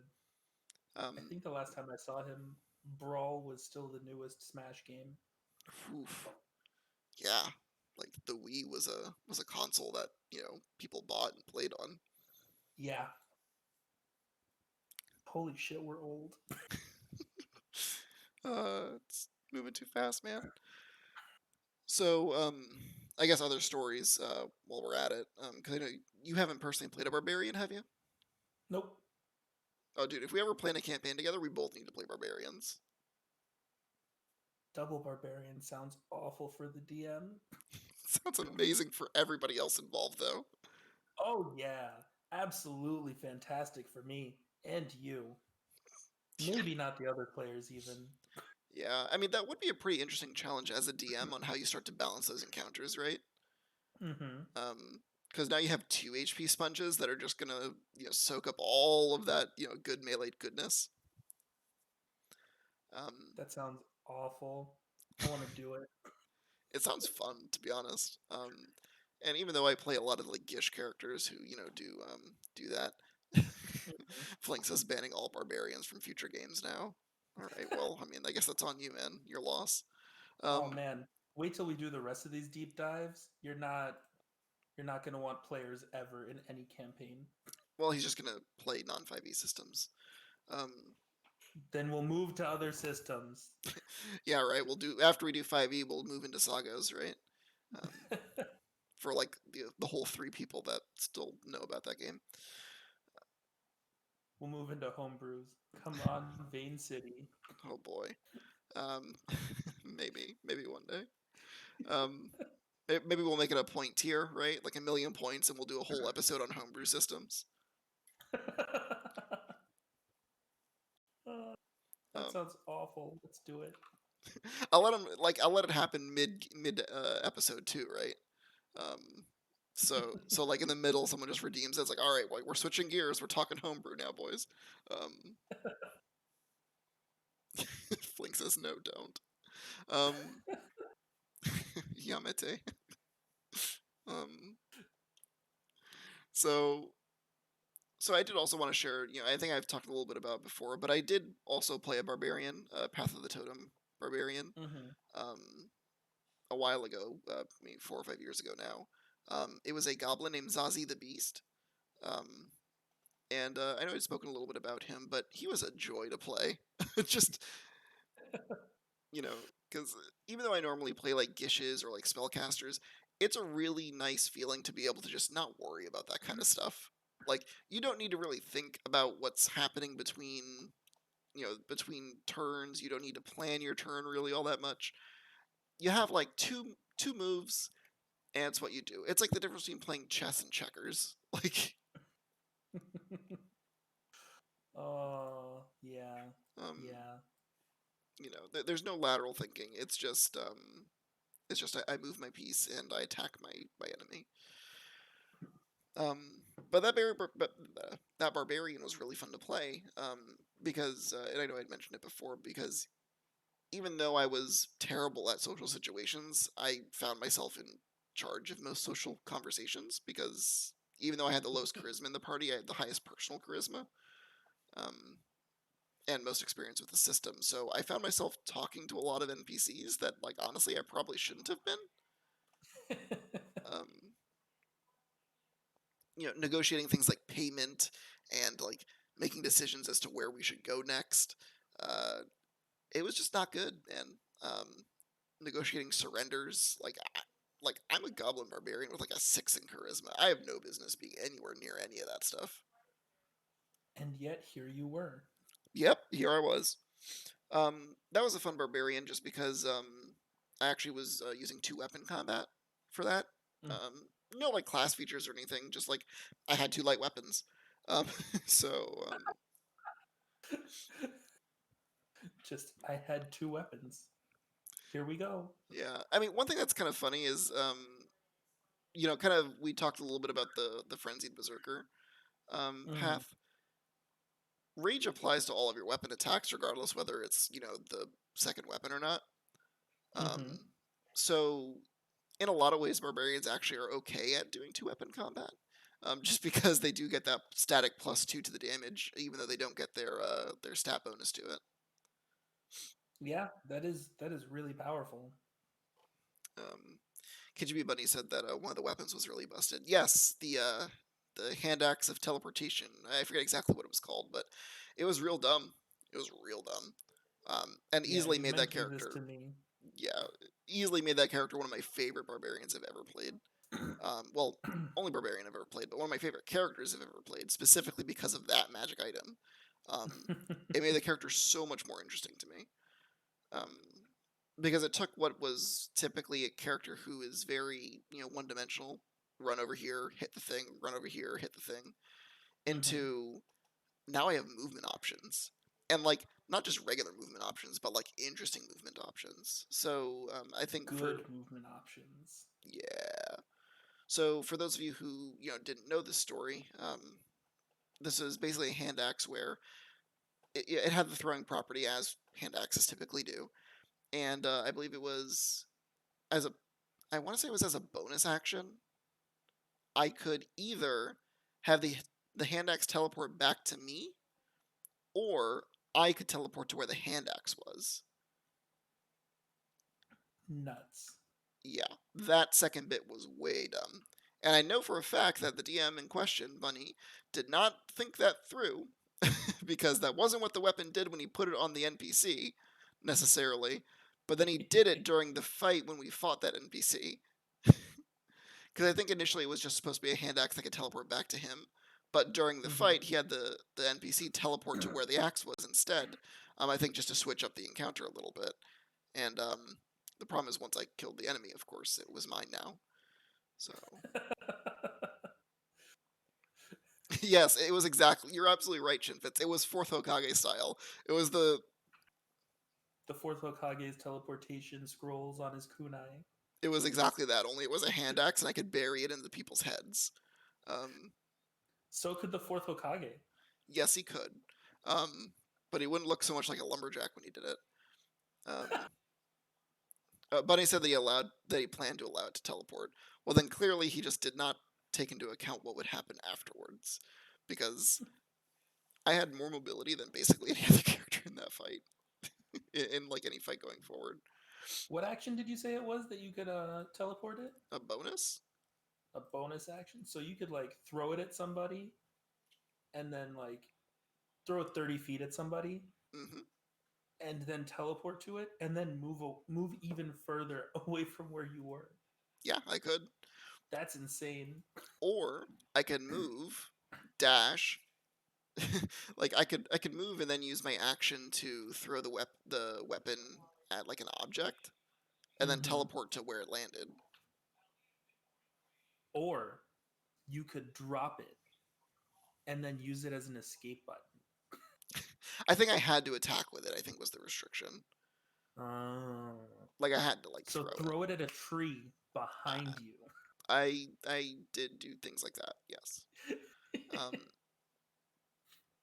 Where like so like there was an encounter on a boat where I like threw it to a tree on the shore, attacked some of the enemies on the shore, and then I threw the thing back at the mast on the ship and teleported back onto the ship. That's great. It was great. Campaign ended a little bit prematurely, but it was definitely a lot of fun, and I think that it goes to show you that with the right reward, you can change the dynamic of a character totally, and the way that they kind of interact with your game, and really breathe new life into a PC that maybe otherwise was maybe a little one note. Absolutely. Any items I guess to you that like kind of did that for you? I guess we're getting a little bit off topic, but I think that it's a good opportunity to kind of chime in. Hmm.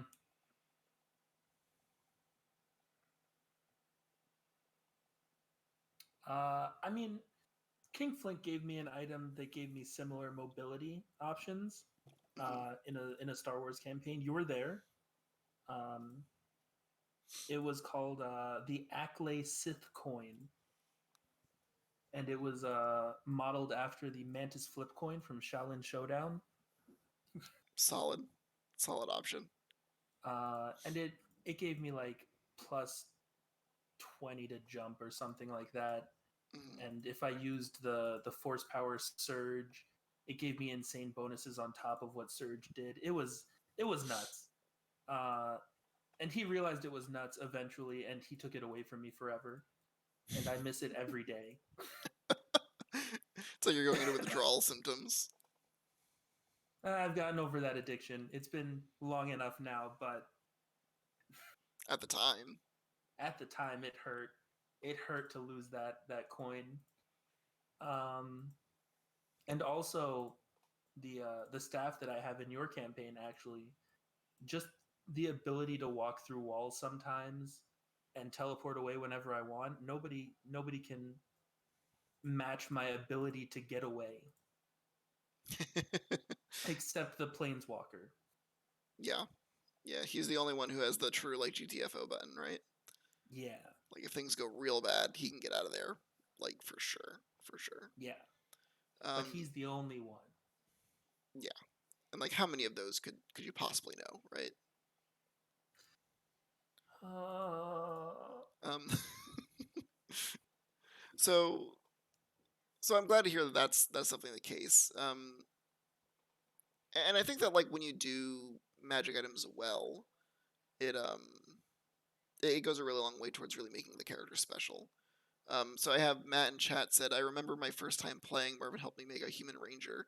We had 3 elf ranger in that game. He was a rogue. He was a rogue or rogue. Yeah. I can't read. I know. And then Shinfit says, in a game, a friend of mine gave me the Triforce of Courage. For the life of me, I can't remember what it did.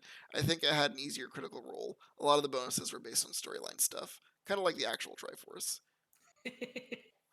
Honestly, like, yeah. What does the Triforce do in the Zelda universe?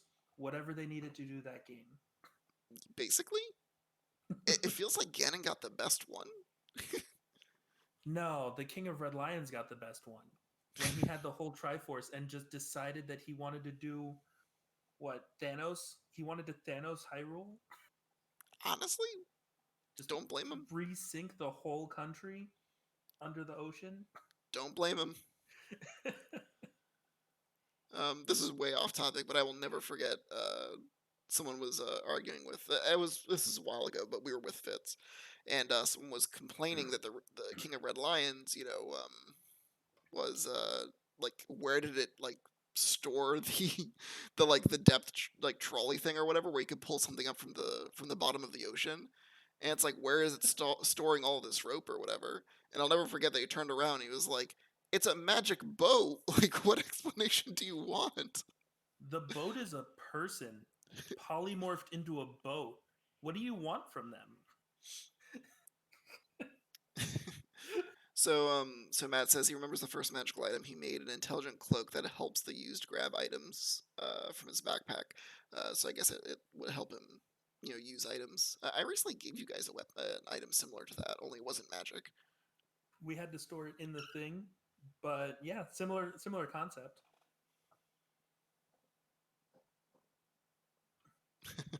So, so yeah, Fitz says all pieces of the Triforce do the same thing, but the person with the best power, wisdom, or courage is the one who can wield it best.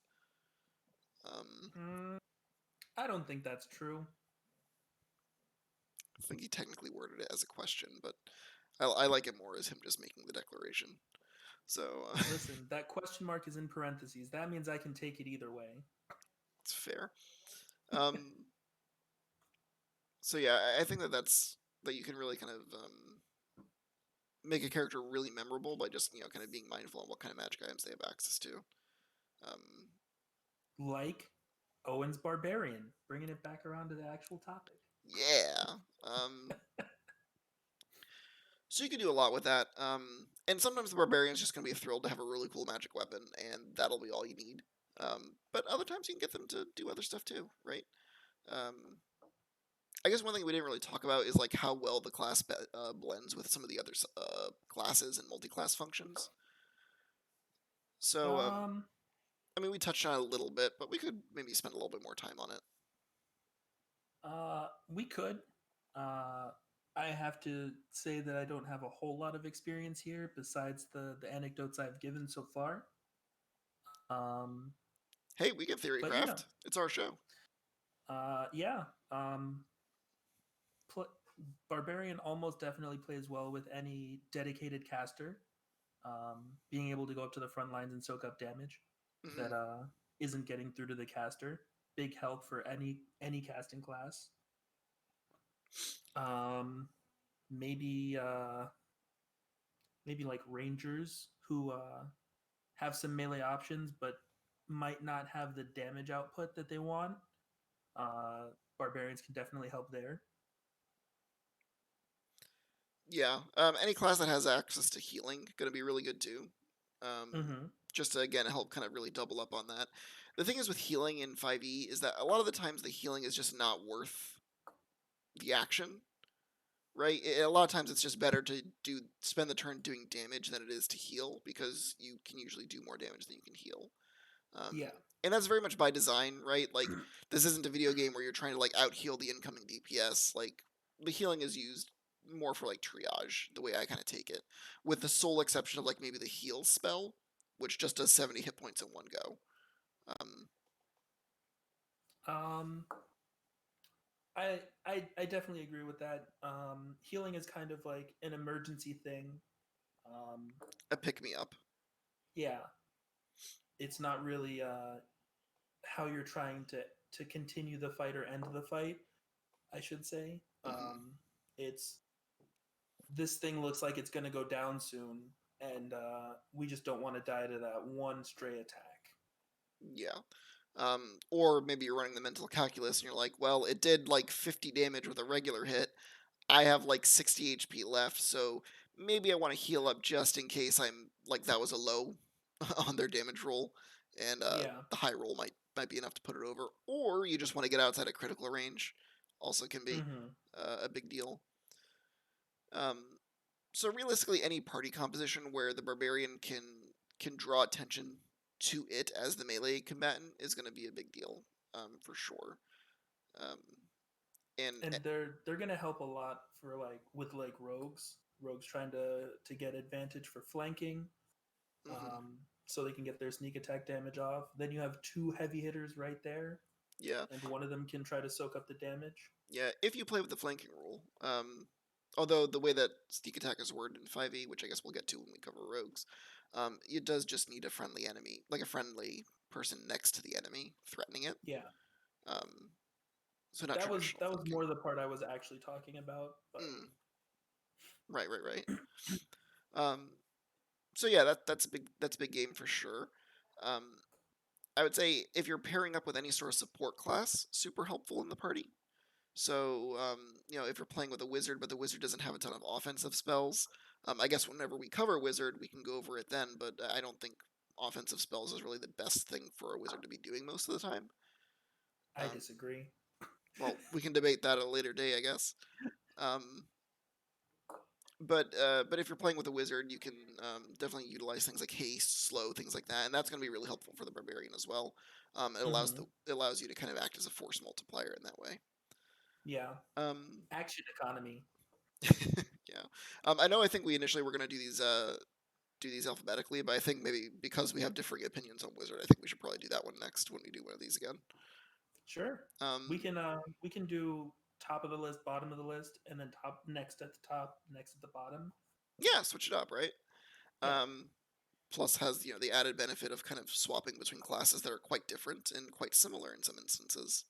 Mm-hmm. Um, just kind of looking at the list here. Yeah, actually, Sounds good to wow, me. it's actually really close too. Because what it would be then, what bard, then warlock, then cleric, then sorcerer, Okay. then rogue, fighter, ranger, monk, pally last, and then probably artificer. Yeah, that works. Look at that, planning content with you guys live on the air. Um, so, um, so yeah, definitely as a barbarian, you can fill a lot of those roles, and you can still be a team player. There are some of the subclasses in the barbarian suite that do allow you to kind of buff your allies, either with like a shout that gives them advantage. I think the zealot or the zealot barbarian path Mm-hmm. allows you to give up to 10 allies advantage on their attacks and saves for a round, if they can hear you. So like that's powerful. That's kind of good. Yeah. And as you said before, the wild magic barbarian can restore spell slots to his allies. Yeah, which is big game for sure. Which I've said like I think 5 times today, but I will continue to say it because it continues to be big. So, if you're multi-classing a barbarian, what are some classes that play well? If you're multi-classing a barbarian, do you think? Ooh. Um, well, there's the class that I think is the universal multi-class, fighter, to get action surge. So just a 2 level dip. 2 level dip into fighter gets you an extra action once per day on whatever character you're using. That seems powerful. Yeah. I will say one thing about dipping with barbarian in specific. Because whenever you're dipping with classes, this obviously isn't going to be super relevant for campaigns that don't go to level 20. But if you do happen to be in that, like, 2% of games that does, be mindful that Barbarian actually has one of the only really, really good capstone abilities, um, Mm-hmm. which we didn't touch on because it hardly ever comes up, but it does give you a +40 or con in your strength and allows you to break the 20 point uh, ability score cap. Max. Yeah. So, like, that is actually worth it. So, if you are playing a campaign where you're going to go to level 20, I think that it's a really good idea to consider just going Barbarian the whole way, just for that capstone Mm-hmm. ability. That's true. And that's something you as the DM would have to talk about with your players. Or if you're the player, something you would ask the DM, are we trying to go to level 20? Yeah. Because if the answer to that question is no, well, then we have great news for you. A fighter dip is exactly what the doctor ordered. Yeah. And I say it's the universal dip because like it gets you 2 levels of fighter gets you so much, and it can be used by basically every class. Yeah, I mean, there's few things that there's few classes that cannot utilize an extra action Yeah. effectively. And second wind. Yeah, That's the bonus action heal once per day. yeah, Powerful. yeah. I mean, it's not a lot of HP, admittedly, but it's something.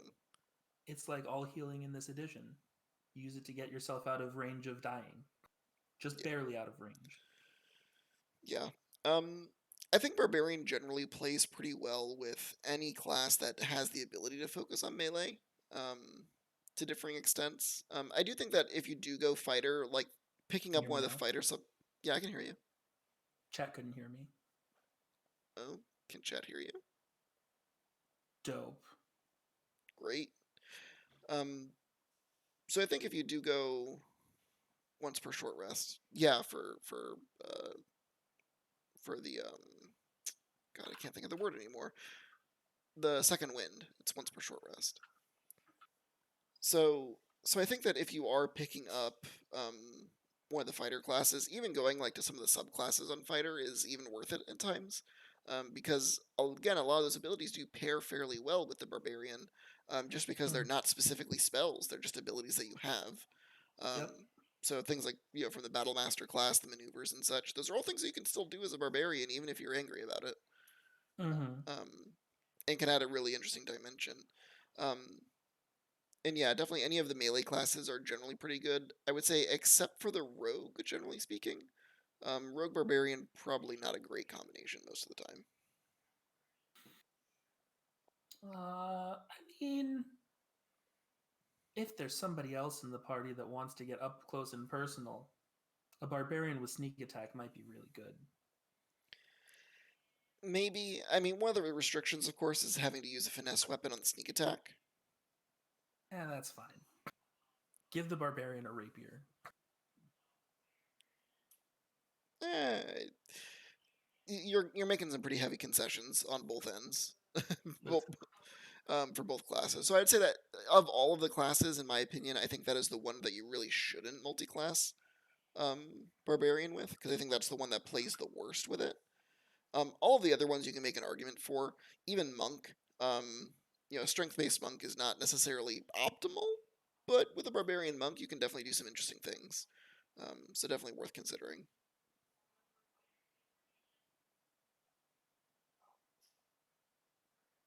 Try not to go barbarian wizard.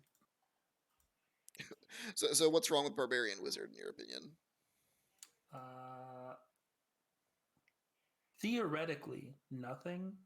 However, I don't like the choice where I have to pick between rage and lightning bolt. I mean, you don't have to.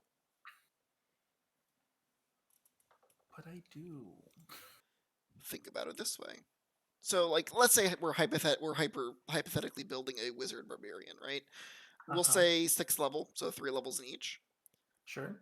Um, so depending on the Well, subclass of wizard, of course, you may have some interesting ability or whatever. But the key thing that you would do as that sort of wizard is you're playing a Gish character, so you're already making the concession that you're not going to be super focused on melee. You're not going to be super focused on spells. However, as a wizard, you do have the ability to pick up some spells that will have an effect on you even past the point where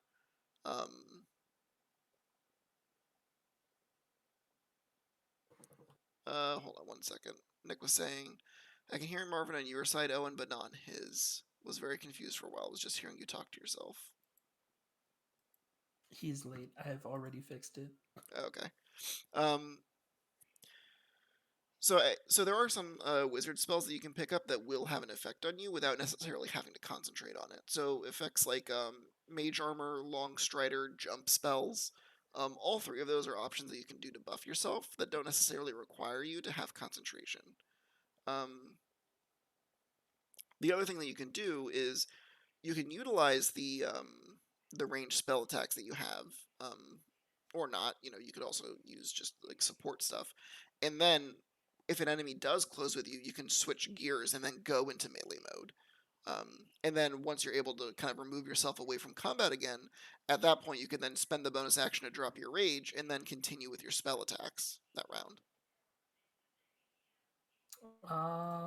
Yeah, that's fair.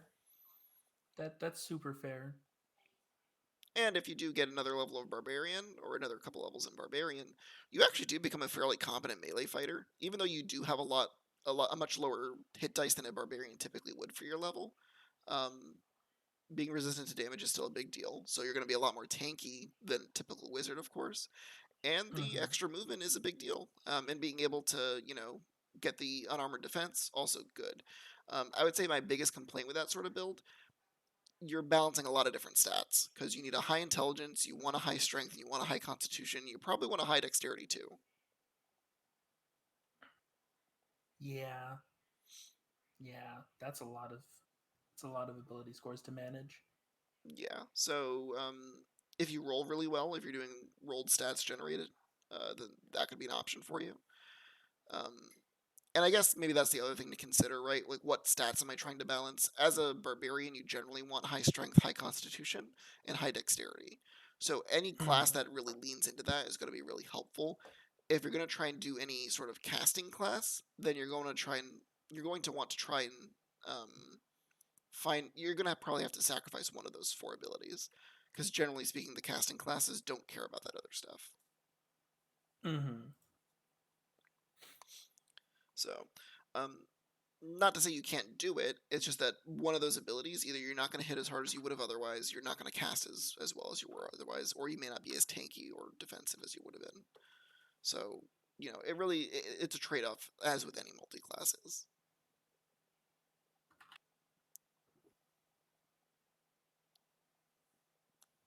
Hmm. So, that being said, of course, you do you. talk to your DM. You may be able to work out something with them anyways. Um, it really just kind of depends. One thing I will say though is that in general with 5e, there's usually more than one way to do a thing if you want to do it. So a lot of times, if you want to just play like a melee caster, there's ways to do that with the other classes than multi-classing specifically. But Barbarian does give you access to that rage ability, which is pretty good. Comes with its own restrictions, but it is still a fairly powerful ability. Uh, Soto Kaiba just said in chat. Hmm. He came in late, so he's apologizing if we already discussed it. But what's your opinion on best class to multi-class with Barbarian? And that's actually what we were just talking about. You came in literally just after We the finished asking about it. explanations. Yeah. Short story. My answer is fighter. The two levels to get second wind and action surge really benefit the barbarian. Yeah. I definitely think that's a good one to start with. I didn't technically answer that question, so I guess I'll give my Oh, answer. true. Because I said that the definite worst, in my opinion, was Rogue, but I don't think I actually said what I thought was the best. Um, I think if you're trying to like specifically power game it, probably Fighter. Or just don't multi-class the Barbarian. To be honest, I think they're quite good on their own. Although, if you want my opinion for like what gives you the most style points, I think multi-classing into one of the casting classes is always going to be really cool. Um, like if you were to hypothetically, multi-class into cleric, for instance, you could throw up a spiritual weapon and then rage, and then boom, there you go. You got your ranged spell attack, option. You have your melee attacks, and that's honestly like an option that you have available to you. Or again, the wizard with the kind of the different attacking and defensive modes that you have there. I still think sneak attack barbarian could be really good Mm, I don't know. I'm not convinced. I would have to see it in action.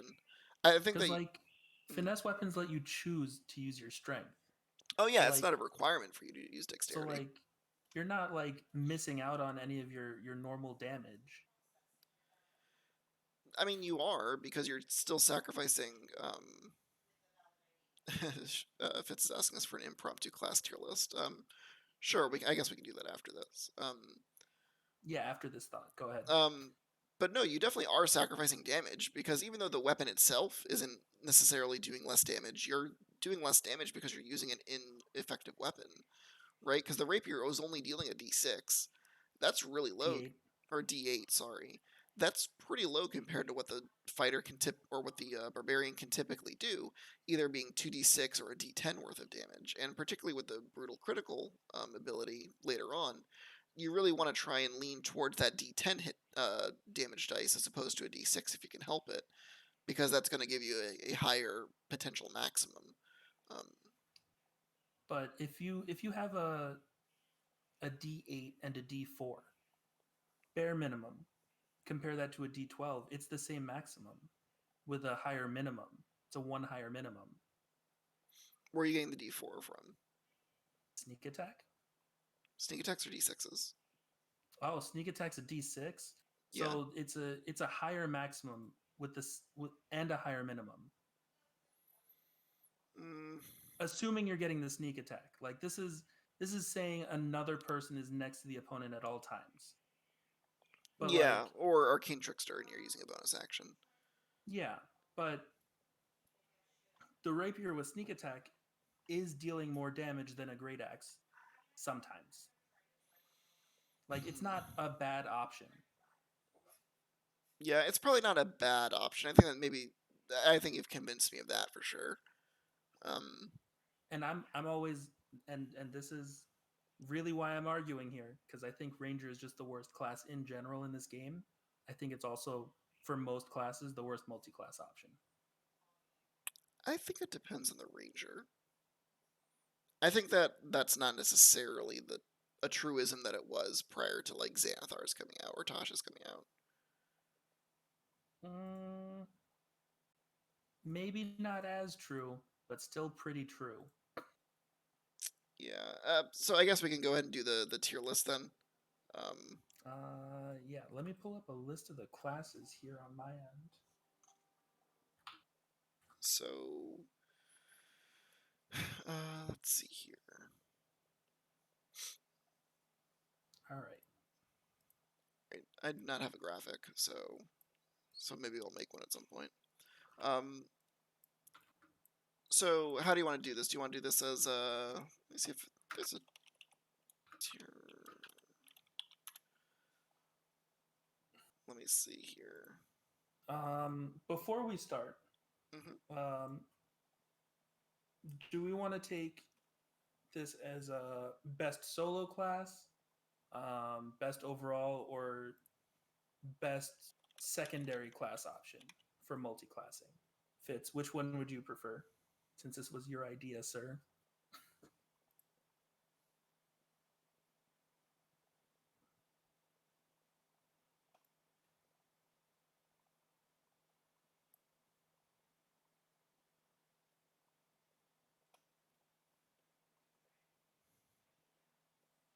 Let's see.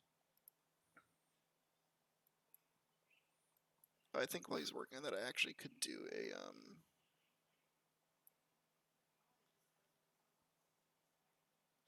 All right. So actually, I think I can pull up tier list maker and do it. So we'll do A, B. Hold on. There's one right here. I got a link for you. Oh, okay, cool. It is missing Artificer, but I also can't comment on Artificer because I've never seen it played. Okay. Just send it over Discord. Okay, I see it. Yeah, this is fine. We could do this. Let me see if I can pull it up on the window on the stream, because I think that would probably be best. I am also doing that thing.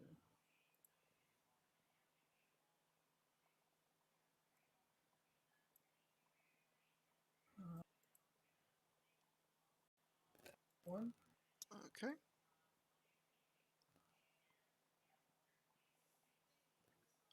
Let's see here. My stream, can you see this? I'm working on it. I'm working on it. You're good. You're good. Cool.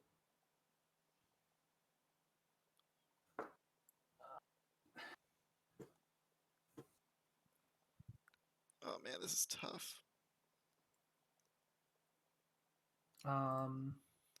This is what we get for like doing things impromptu. But you know what? This is fun. Let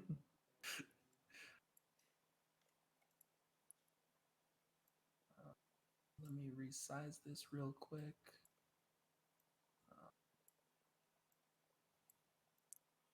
Yeah, I'm resizing as well.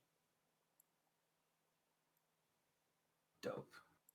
Wait, let's get this ad entirely out of here. Don't want to give anybody free advertisement. Yep. All right, cool. All right, I got one up too.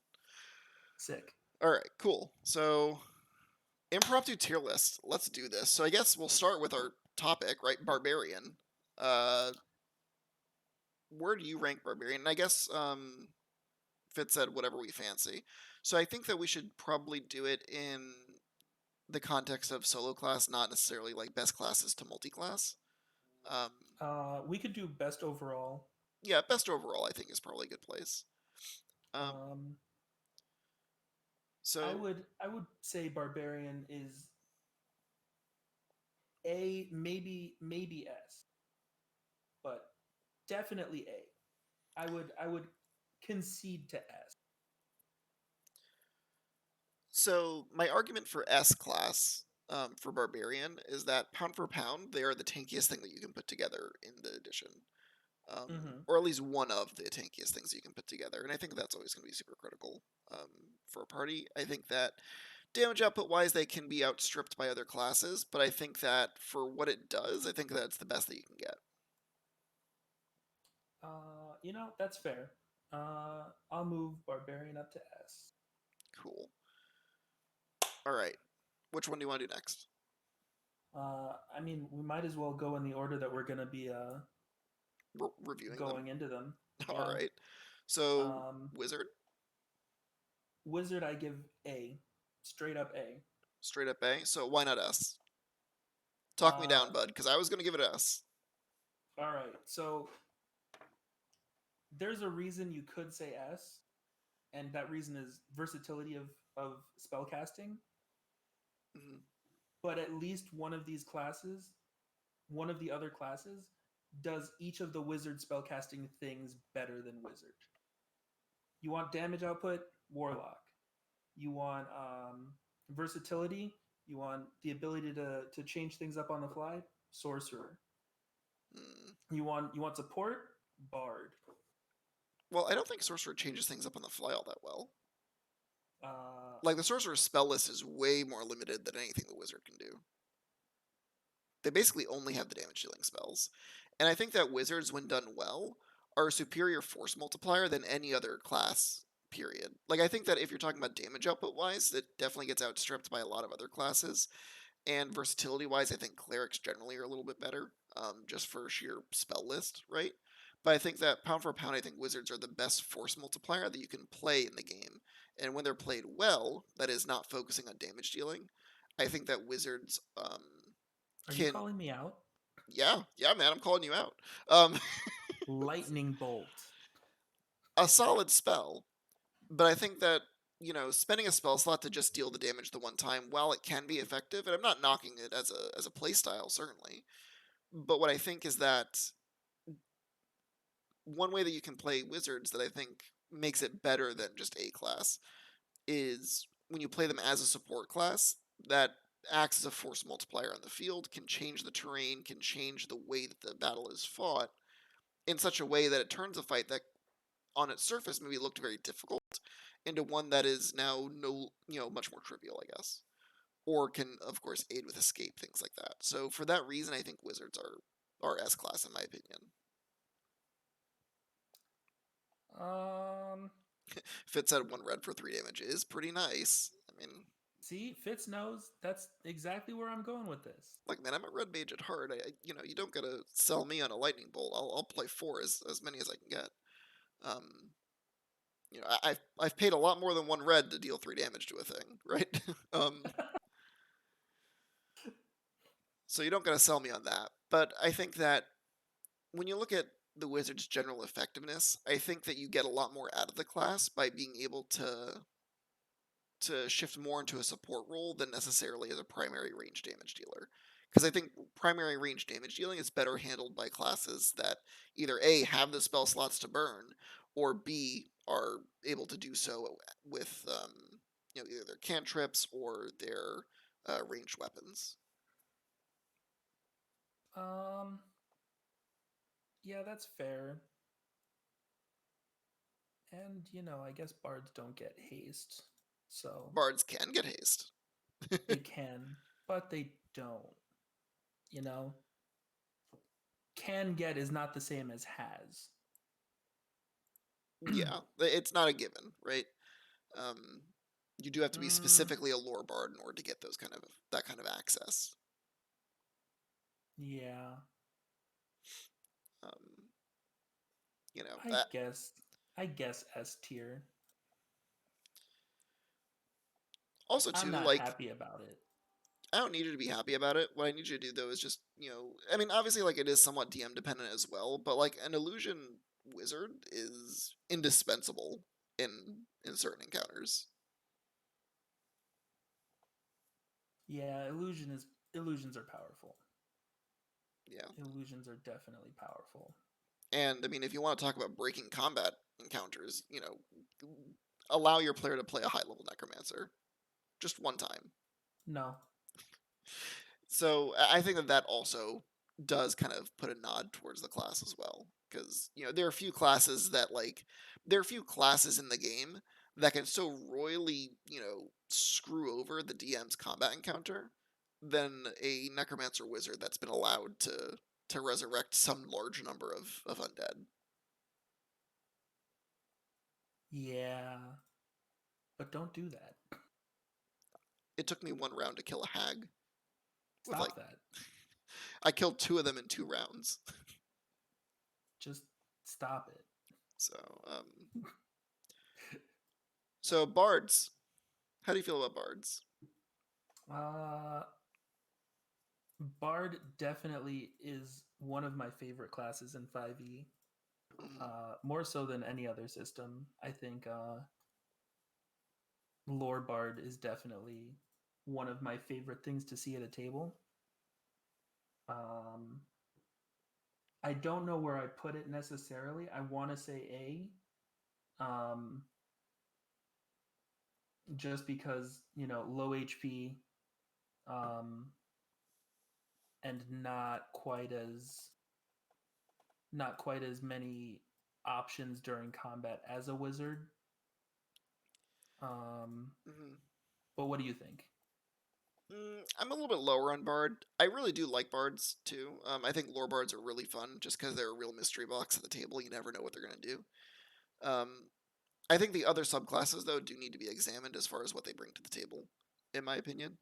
And I think Uh-huh. that I think the class does offer quite a bit, but overall, I don't think it's quite A list to me. I think bards sit more comfortably in the B tier, just because when you look at it, the most interesting thing that bard has going on, in my opinion, is the lore college. The other ones are fine, glamour, swords, etc. But whispers. But I think that overall, it's somewhat campaign setting dependent because there are definitely going to be some campaigns where those bards are going to shine a lot more. But I think that overall, I think that I would put it in B personally. I know not the most convincing argument, but Uh, to to counterpoint, bardic inspiration.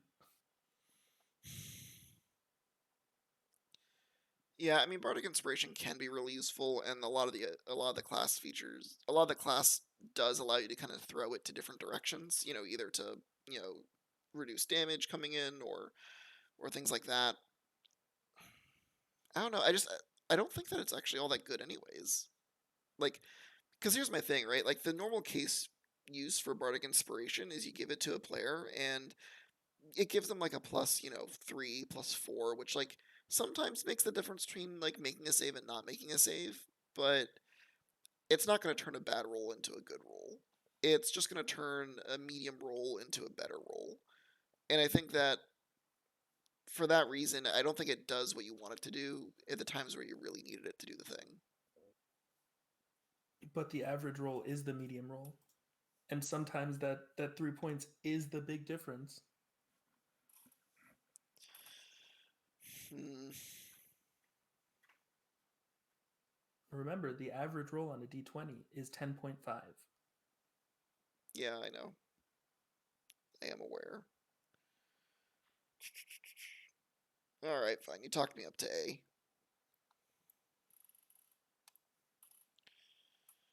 All right. So next up, we got Air Warlock. Uh, so I have very little experience with warlocks, but from my experience, I would put Warlock at B. It does one thing very well and not a whole lot of other things. What's the one thing in your opinion? Eldritch Blast. Okay.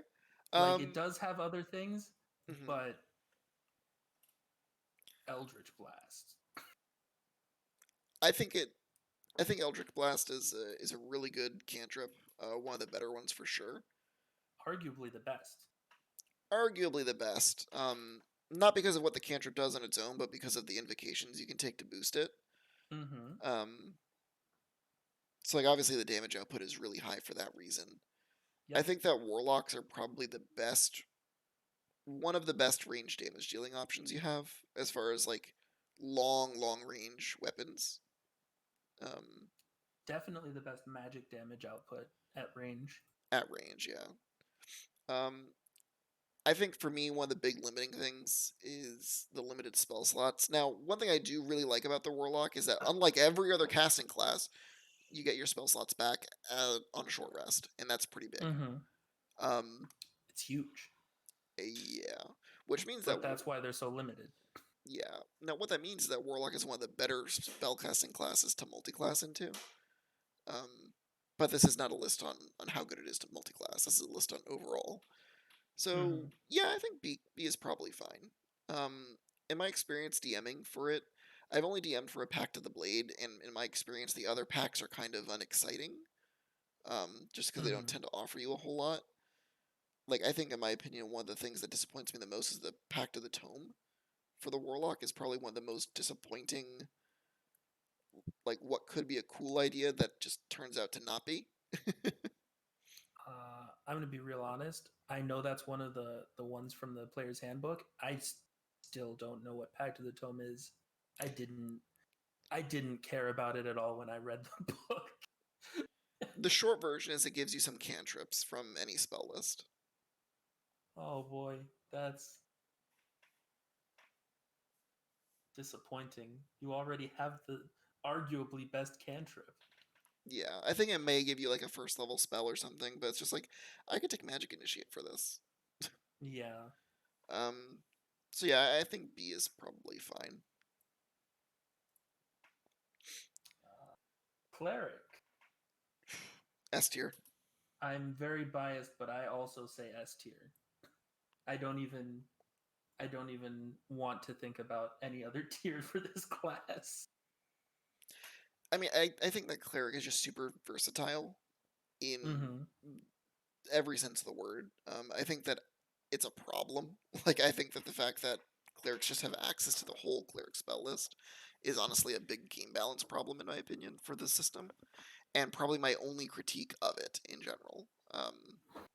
Or one of my major critiques of 5e is that clerics in particular have access to the whole spell list, which is really problematic for a number of reasons. One, as a player, it gives them a huge amount of ability to kind of overcome any challenge as long as they have a heads up on it, which is really kind of supposed to be what the wizard is supposed to do, which is what I really don't like, is that it kind of edges into that territory.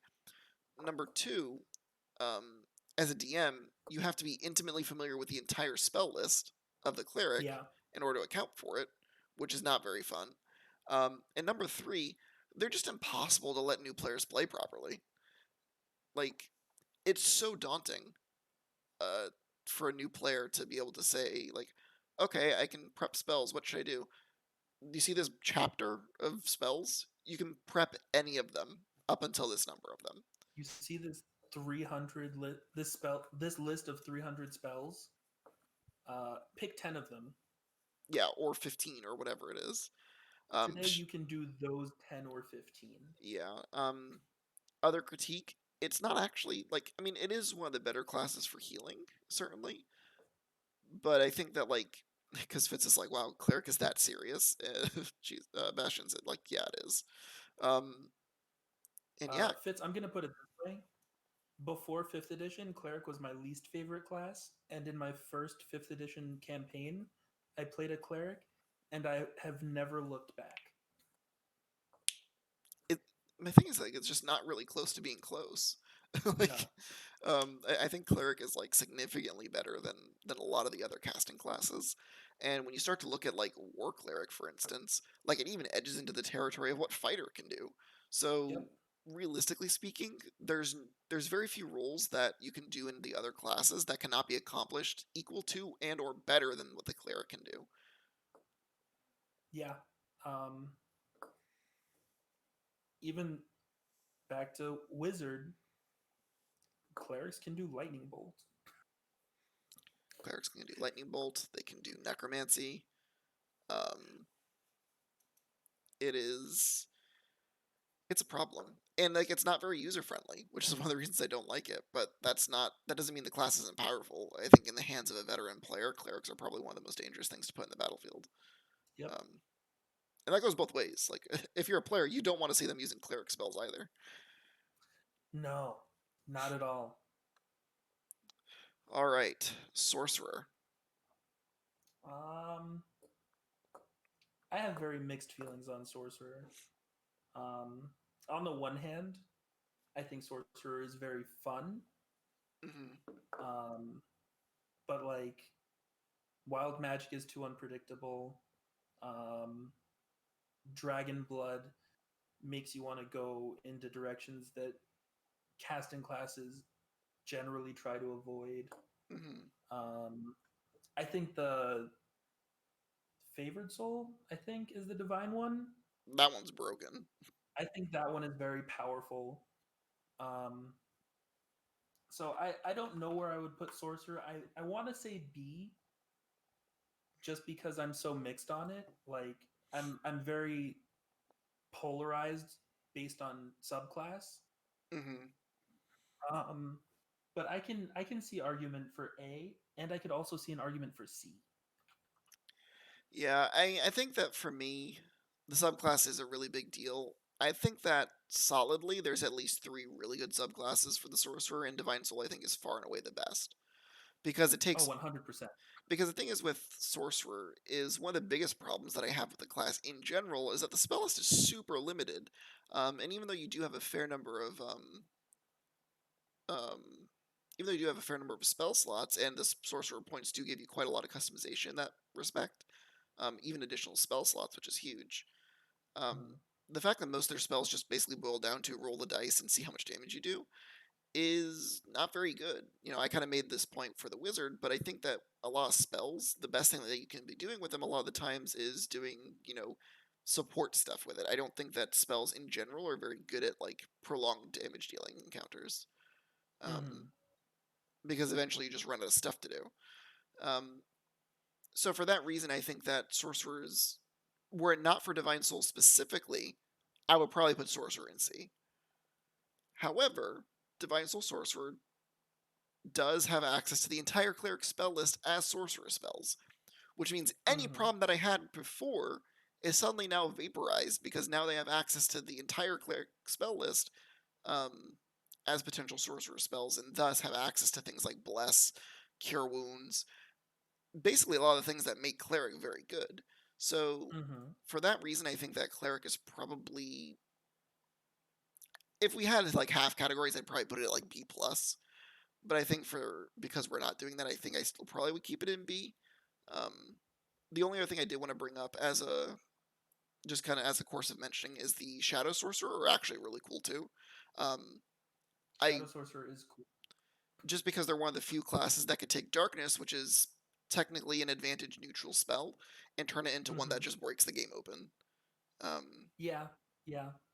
Um, I have a backup character in case my character in your game dies and he has a dip into shadow sorcerer. yeah, and it's a solid option, right? Like 2 levels in, you get Darkness Vision that sees through magical darkness, and Mhm. Darkness is a prepped spell forever. Um, that's So awesome. good. So, because fun fact, if you guys don't know this, so Darkness technically does nothing. Rules as written. Because get this, if you are blind, you have disadvantage on attack rolls. However, if you're attacking a blinded target, you have advantage against them. So if you have two characters who are in the range of a darkness spell and neither of them can see through the magical darkness, Net neutral. it's net neutral. You're both rolling with regular. The difference is that you're just blind, right? But like mechanically, there's no actual difference. That changes dramatically, though, in the case of the Shadow Sorcerer, where they can see through magical darkness. Thus, they have advantage on everybody in the range, and everybody has disadvantage on them, Mm-hmm. which is big game for sure. Oh yeah. All right, Druid. Um, I like Druid. I like Druid a lot. I want to say Druid is A tier here. Um, it has decent versatility. You can do a lot of things with Druid. Um, you're not doing damage, but it serves similar purpose in most cases to Bard, with a little bit more healing, which, while not great in 5e, is still a very good option. And out of combat, good berry. Yeah, Goodberry is a much maligned spell for sure. I think that personally, I would like the existence of Druid makes me actually want to retroactively move Barbarian to A tier instead of S. Mm-hmm. Because now that I'm thinking about it, Druid's actually the best tank in the game.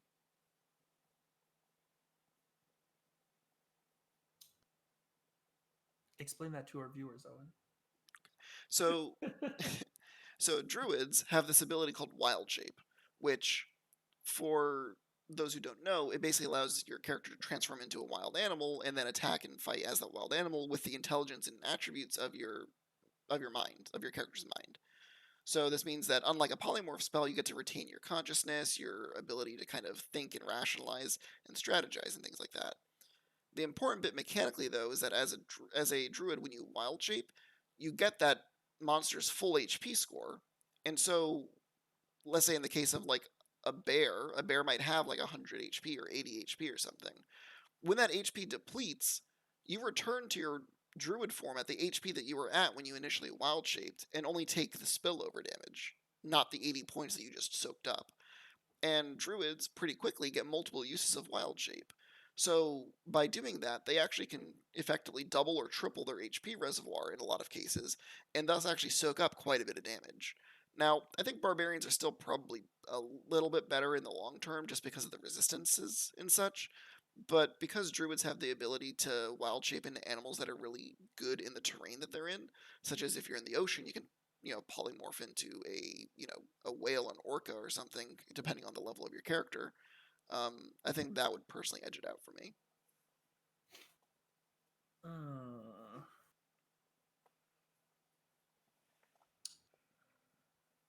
and if you take the right subclass, you can still cast as a druid in wild shape. Yes. Although Oh I man, don't. I didn't think about wild shape too much when I was saying this. It's a really game breaking mechanic. Like, yeah, rage is great and all, but like, imagine getting like 80 or 90, temporary HP. Hmm. We might have to switch druid and barbarian here. I think we should. Sorry, Oh boy. barbarian. And again, druid benefits from the versatility of cleric, where they can prep the entire spell list. Mm-hmm. And druid has a lot of really useful, spells that are active outside of combat as well. Yeah. Um, Wizard does too, by the way. We didn't really mention that, but like some of the like higher level and lower level wizard spells that are rituals, super big game. Tiny hut, comprehend language, Yeah, dispel magic. spell magic. Also, wizard gets counterspell. Yeah, which is really powerful. Um, And you One know thing how I feel about counterspells, Owen. I do know. Um, I do think that identify is a spell that is maybe a little bit overvalued, though. Um, just because one thing that most people don't realize, there is actually rules as written. If you short rest with a magic item, you can identify what it does. Wait, people value identify? Some people do, right? I I have never once thought, you know what spell I need right now? Identify. I mean, it's really useful at times. Like I have it on my wizard, for instance. Um, but I think that a lot of players don't realize that you can just identify magic items on your own without the need for the spell. So I think that's part of the reason why people like it. Yeah. Now, granted, it's always up to the DM. Some DMs might not like that aspect of 5e and might rule that's not the case, but yeah. Mm-hmm. Yeah, so, Rogue? Um, I'm not sure. Um, Hold on, let me look at the rogue subclasses real quick. Give me a second. Sure. Start on your thoughts while I do this. Yeah, I mean, I think that rogues are actually really, really good, and I would be fine. I think that rogues, deal the most damage per hit of any class, or of any single class. Obviously, I think you can get higher than that with like a paladin warlock multiclass, but outside of that, I think that they're the highest individual damage dealer, which is something that's pretty good to know. Um, Also, with like the thief and assassin classes, I think those are really powerful in general. What with the ability for the assassin to just own something in that first round of combat, um, and then of course Also, mm, seeing it now, rogue also has the best psionic subclass. yeah, soul knives are Rogues great. are soul knives, um, which has always been the best psionic class for as long as it has existed. Mm-hmm. Mm-hmm. Um, and I can't imagine that's any different in 5e. Yeah. The last Uh, thing is thieves get used magic mhm. device. A 3.5 mainstay of the class is a class feature for thieves. Yeah. So I think all of that together, along with the fact that like arcane tricksters, for instance, have access to some of the really powerful wizard support spells, while also giving themselves the ability to actually proc and basically do a feint and give themselves advantage on an attack. So higher level arcane sorcerers aren't even reliant on their allies in order to get sneak attack. Mm-hmm. They can just do it with their mage hand. So I'm fine putting it in S tier. I think it's one of the best classes. Yeah, I'm feeling that way too. Also, have you read Swashbuckler? Yeah, they're pretty interesting, I would say. Swashbuckler is kind of gross. Peerless talent, by the way, as a rogue means that in general you're going to be able to outskill all but the bard. I would say. I think the only reason that Yeah. it edges out the bard on the tier list is because it's also very good in combat consistently, regardless of subclass. Whereas the Mm-hmm. bard is somewhat reliant on which subclass you're taking to determine your effectiveness in a fight. Yeah. But I'm definitely comfortable putting Rogue up here in S tier. Hmm. Yeah, absolutely. Uh, Fighter, uh, as a whole, I'm very medium on Fighter. Yeah, As a class as a whole. yeah. I think that fighter is kind of medium across the board. It's not super exciting. I think that a lot of the subclasses suffer from just being not very interesting, which is part of the Um, problem. Not interesting, not overly powerful. Um, and it always feels like somebody is doing something better than you, whatever you're trying to do. Yeah, and like even the fourth extra attack or whatever, you don't get that until like 17th level or whatever, and that's like the key thing that really makes you that much different. Mm-hmm. Um, so like I think that fighters do start to make up for it because they're super versatile in that you can build them to do basically any role outside of healing.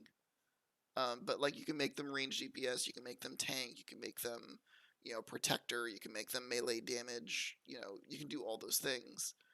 Um, you can even do support to some extent. But I think that as a whole, like, and also too, fighters do get the most ability score increases of any class. Yeah, that's true. Thus, they do have the option to take the most feats as well if your DM plays with the feats rule. Mm-hmm. Um, but I think all of that together just puts it in the B tier. I don't think it's really that much better than any of the other classes in basically anything. I think it's a matter of how you build it, and I think that it's really best utilized as a dip from other classes. For some Yeah. number of levels, two or more, I would say. Uh, it is definitely, as I have said more than once this stream, the best multi-class option almost all the time. But Plays you well with know, others. Also, we gotta put something in C tier, my dude. You're putting fighter in C. Yeah, we gotta put something in C tier. Do we? I mean, do we want to only have 3 tiers? I mean, I was gonna put monk in C tier. All right, we'll come back to monk. We'll leave fighter in D for now, Sure. and we'll go to ranger. We'll go to ranger. So I know you said that you think it's the worst class in the game. I really do. Um, But that being said, I have not actually read Xanathar's, which I know has buffed ranger in some amount. it did. So I will say with ranger, the key thing that you get out of it would be I want to say it's Monster Slayer, if I remember right. Let me just double check on the ability really quick. Yeah. So, Monster Slayer gives you, at 3rd level, you can focus your ire on one foe, increasing the harm you inflict. As a bonus action, you can designate one creature you can see in 60 feet. The first time each turn that you hit that target with a weapon attack, you deal an extra d6 of damage. Um, so, Okay. and then this benefit lasts until you finish a long or short rest. It ends early if you designate a different creature. So you can, kind of switch it and, deal an extra d6 per hit. That's not bad. And then it has some other abilities there as well. And then I think the Gloomstalker and Horizon Walker were not that bad. I think the Gloomstalker in particular was pretty good because it gives you an ambush ability, so it lets you add your Wisdom modifier to your initiative roll, which is big, Okay. which is pretty big. And then of course it lets you get an extra 10 feet of movement at the start of your first turn each combat. So it helps you kind of get into range. Gives you some extra spells too, greater invisibility and disguise self, seeming. Gives you dark vision sight, so you can see through magical dark vision. Okay. Okay. So Wait, and then it lets you see through magical darkness too? I believe so. Let me double check it. Yo, that's wild. Dark vision out to 60 feet. If you already have it, it increases range by 30. While in darkness. Oh, I'm sorry. No, I apologize. So it doesn't let you see through magical darkness, but while you're in darkness, you are invisible to any creature that relies on dark vision to see you in darkness. Ooh. So it does what the Shadow Sorcerer does, but doesn't work in magical darkness. Right. So it's better in actual shadows. Yeah. Gives you proficiency on wisdom saving throws fairly early as well. And then at 11th level, which is kind of late down the line here, but you can turn a miss into another attack roll. Okay. That's not bad. So once on each of your turns when you miss with a weapon attack, you can make another weapon attack as a part of the same action. I don't dislike that. That's pretty good. Yeah, that's a lot of words to say that I still think that it's a D. I still think it's the worst class by a lot because you have basically, 1.5 to 2 functional subclasses, and the rest of it is just pretty bad. But I don't think it's as bad as it used to be. I think it's a lot closer than it used to be, but I still think that Ranger is far and away the worst class in the game. Yeah. Yeah. Um those abilities do sound good, so maybe I like Ranger more than I used to. Yeah. But like only with the subclasses in the newest book. Yeah, I guess one that we can also kind of touch on a little bit is Horizon Walker is kind of cool, just because it lets you like basically know where the nearest portal is, which like Okay. depending on the campaign is either totally useless or very helpful, much like that one mutant that knows where Africa is. Like in the right story, that's really helpful, but in most he's a joke. So it depends on the DM in that case. All right, Monk. All right. I wanna know why you think Monk is C tier. I I think really do. All right, so I think Monk is C tier because its main shtick, which is attacks and melee, is done better by every other melee class. And it's not very effective at range. And even though it does have pretty good mobility, it's still outmobilized by Rogue and Barbarian, and even Wizard to an extent. So I think all that together means that while the monk can be really good in particular situations, pound for pound, everything that it can do, another class does, but better. All right. Even fighter. Now, what if I told you that monk is the only class that can truly be the avatar? See, that would almost be a selling point, but it's the avatar from M. Night Shyamalan's shitty movie. Because All right, I'll give you that. That's good enough. because it's because you're the avatar, but you're so bad at bending anything that you basically have to do a whole dance number in order to do a little fireball. Yeah, I'll give you that. That's fair.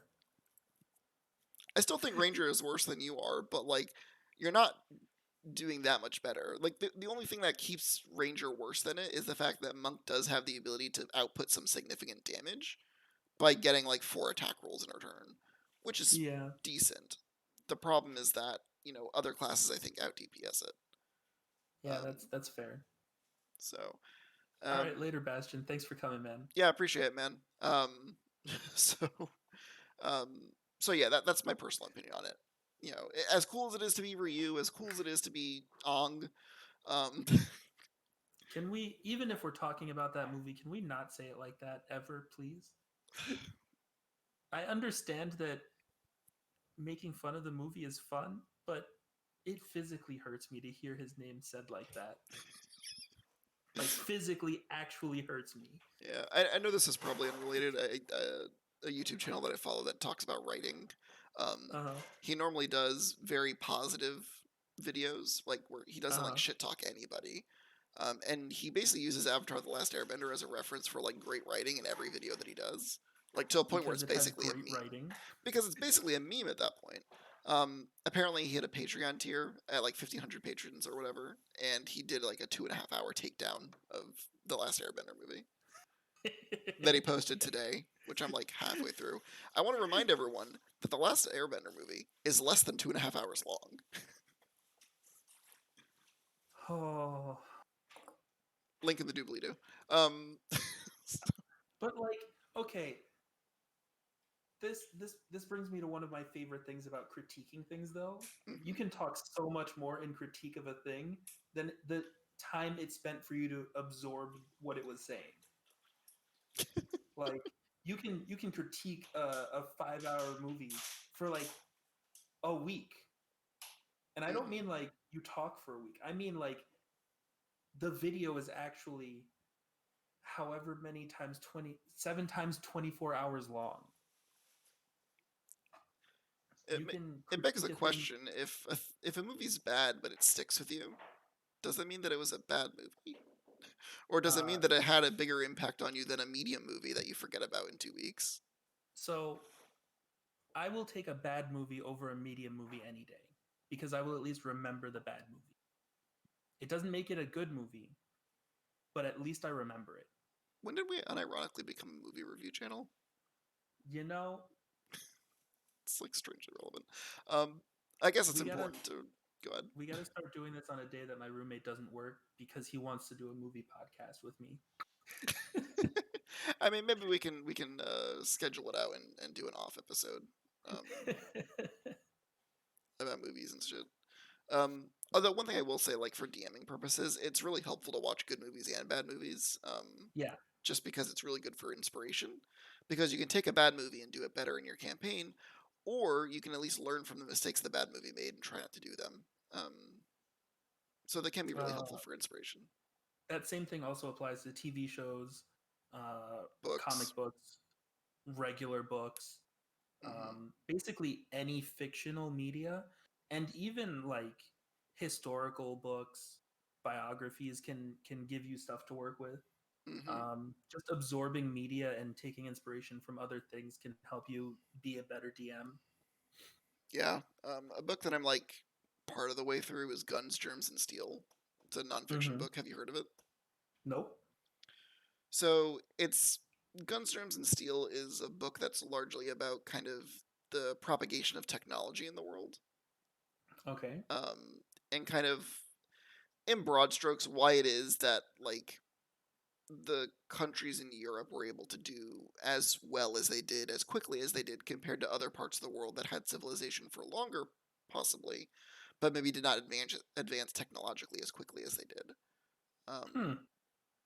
So it's kind of an interesting take where it's like they look at some of these remote islands in like the Pacific, and it's like, why is it that you know these other countries were able to roll up in steamships and they were still in like sticks and stone age technology.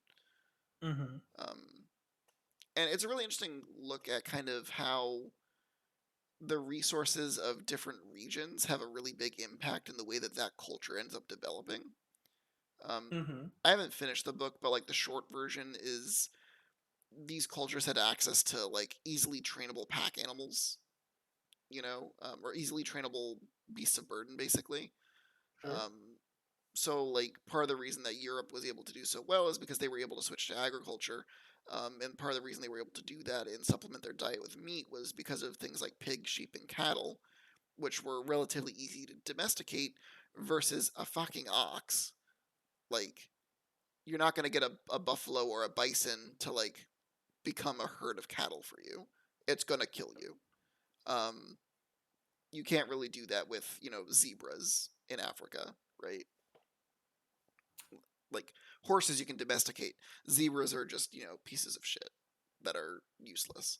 So that's why like a region like Africa maybe never really developed that sort of never really had the opportunity to develop some of that technology because its way of life by necessity had to remain a certain way, I guess. Hmm. Anyway, it's an interesting book about historics, and it helps with world building a little bit because it can start to give you an idea on how you can make cultures differentiate from each other a little bit within your world, um, rather than just having everywhere feel like a homogenous kind of place. Okay. Yeah. Exactly. Exactly what we're talking about. I like that. So, Paladin. Uh, I don't think I've ever actually seen somebody play a paladin where they were actually playing their paladin as a paladin, if What do you that mean by makes that? sense. What do you mean by that? Like, I have seen a paladin where he only did sword and board. He didn't do anything else. He might as well have been a fighter. Hmm. Um, and and that is the way I've seen paladin played the most. And I know that's not how the subclasses normally want you to play paladin, even though that's a big feature that you can go up front and tank. Um, that's not the only thing paladin can do, but it is what I have seen 99% of paladin players do. Hmm. So I think paladins are a pretty good all around class in general. The only thing that they're not great at is range. So in a Mm-hmm. lot of ways, they have some of the same weaknesses that barbarians have. I would say the primary difference is that they're not quite as durable as barbarians are. Um, but I think that they're about equivalent. But like their lay on hands ability is pretty strong.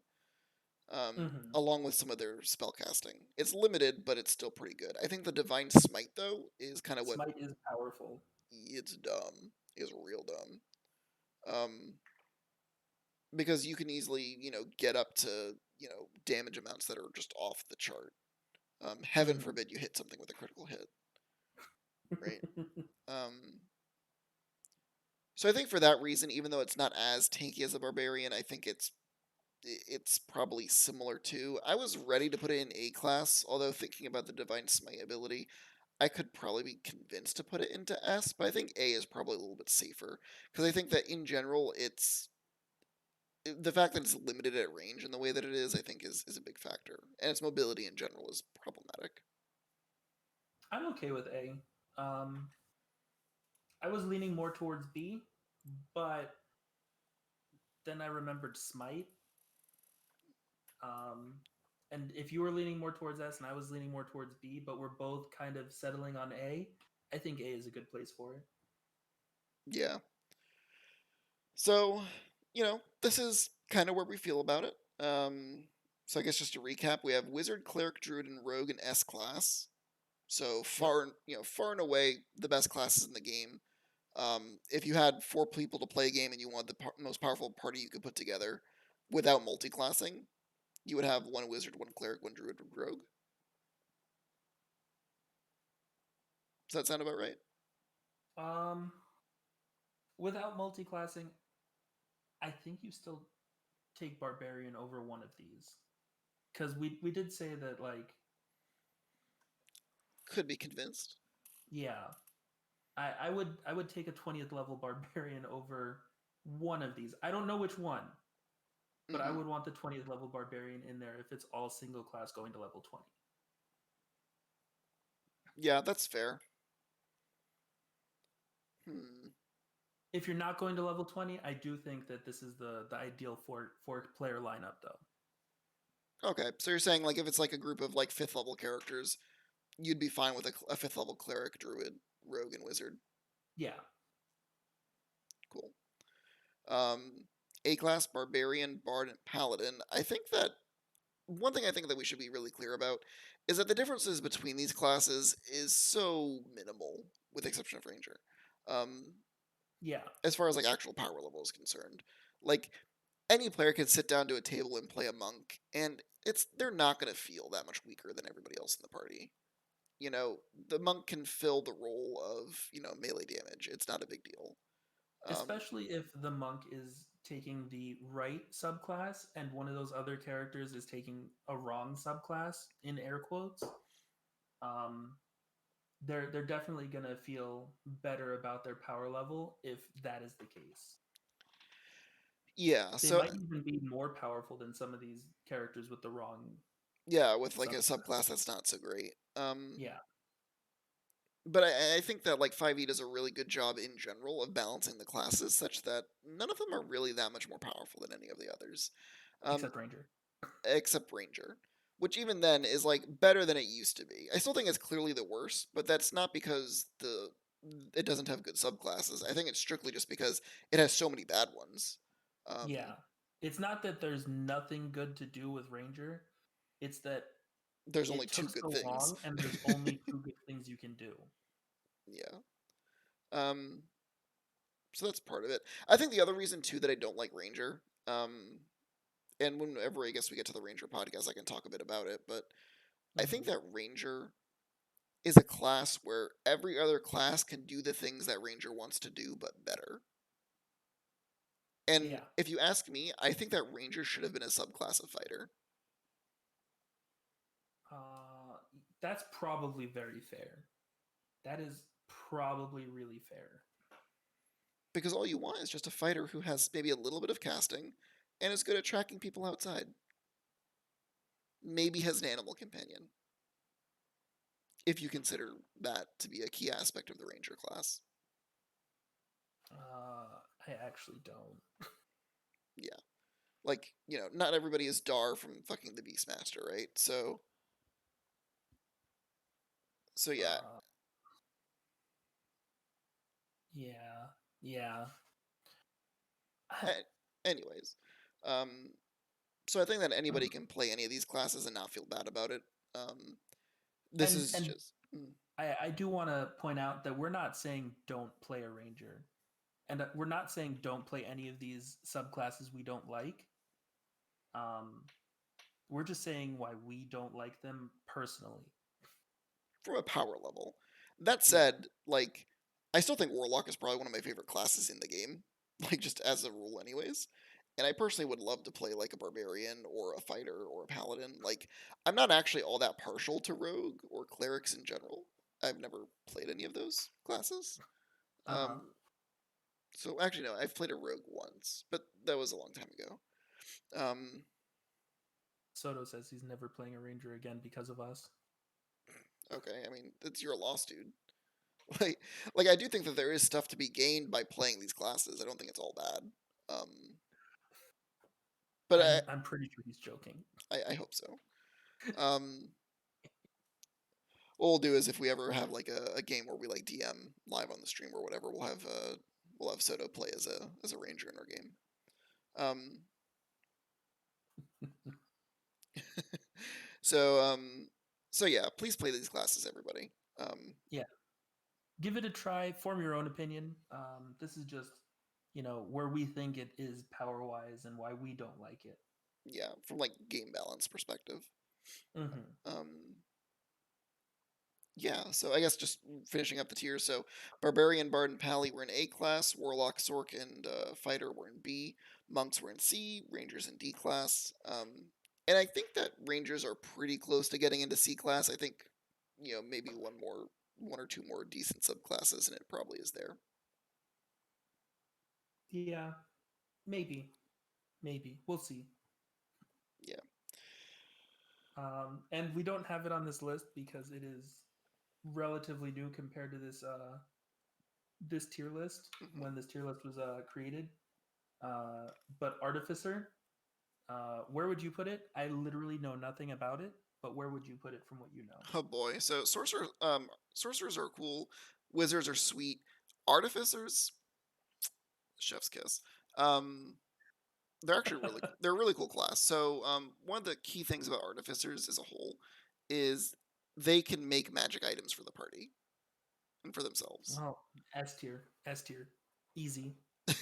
So it does limit them in some respect to like which ones it can make, like at what level, but it can do that. It does have a subclass that allows it to make magic armor for itself, like Iron Man or Mm-hmm. something. Um, and one of its higher level class abilities allows it to attune to 4 magic items instead of 3. S tier. I don't need to know anything else about this class. Oh, there's also a subclass that makes a cannon. Uh, you mean a strength gun? No, I mean like a magic cannon that projects strength because weapons are a substitute for penis size.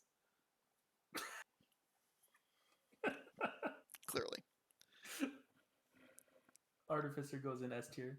In fact, move everything in S tier down to A tier and create an F tier for Ranger. Yeah, that sounds about right. Um, and if you pirate illegal manga or something, you're also an F tier. Um, anyways, Yeah.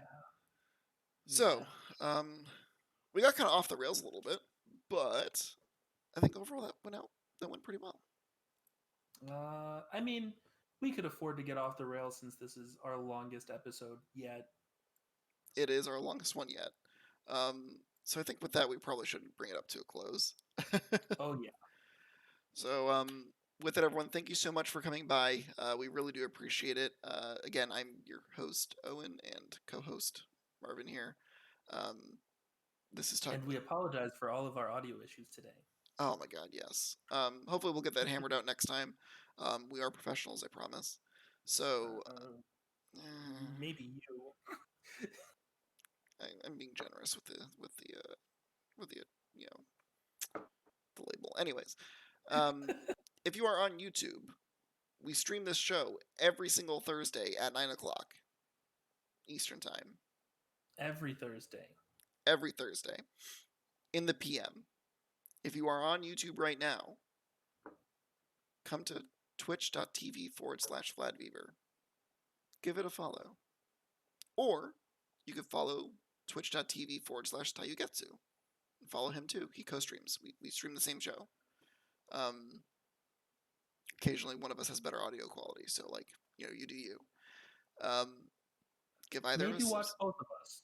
Yeah, if you want to be a real cool person, watch both. Maybe even subscribe to both the channels. How's about that, huh? Huh? Uh, I'll ask for a Prime sub. I'm not gonna ask anybody to give me money here. It's same deal. Prime subs are great. Um, yeah, and if you're on YouTube, just subscribe to the YouTube channel. Hit the bell icon. I guess that's a thing that they do still. I don't even know. I'm a terrible YouTuber. It is a thing still. I'm a Otherwise, you'd never know when we're posting. Yeah, this is true. Or just type in "talking as a free action" into the YouTube search bar. As it turns out, we are most of the results at this point. Yeah. It still bothers me that the first result is JoJo's? it's JoJo's, and then it's if talking isn't a free action. Isn't a free action, guys. That's not what we searched for. It's like Googling water and getting a picture of fire. It's like the exact opposite. Anyways, this is off the rails. Yeah, join us next week where we will potentially have a guest. Maybe, maybe not. Who knows? We'll Um, see. We'll see how it goes. And yeah, so keep at it. Go DM some games, roll some dice, and we'll catch you next time. Have a good night, everybody.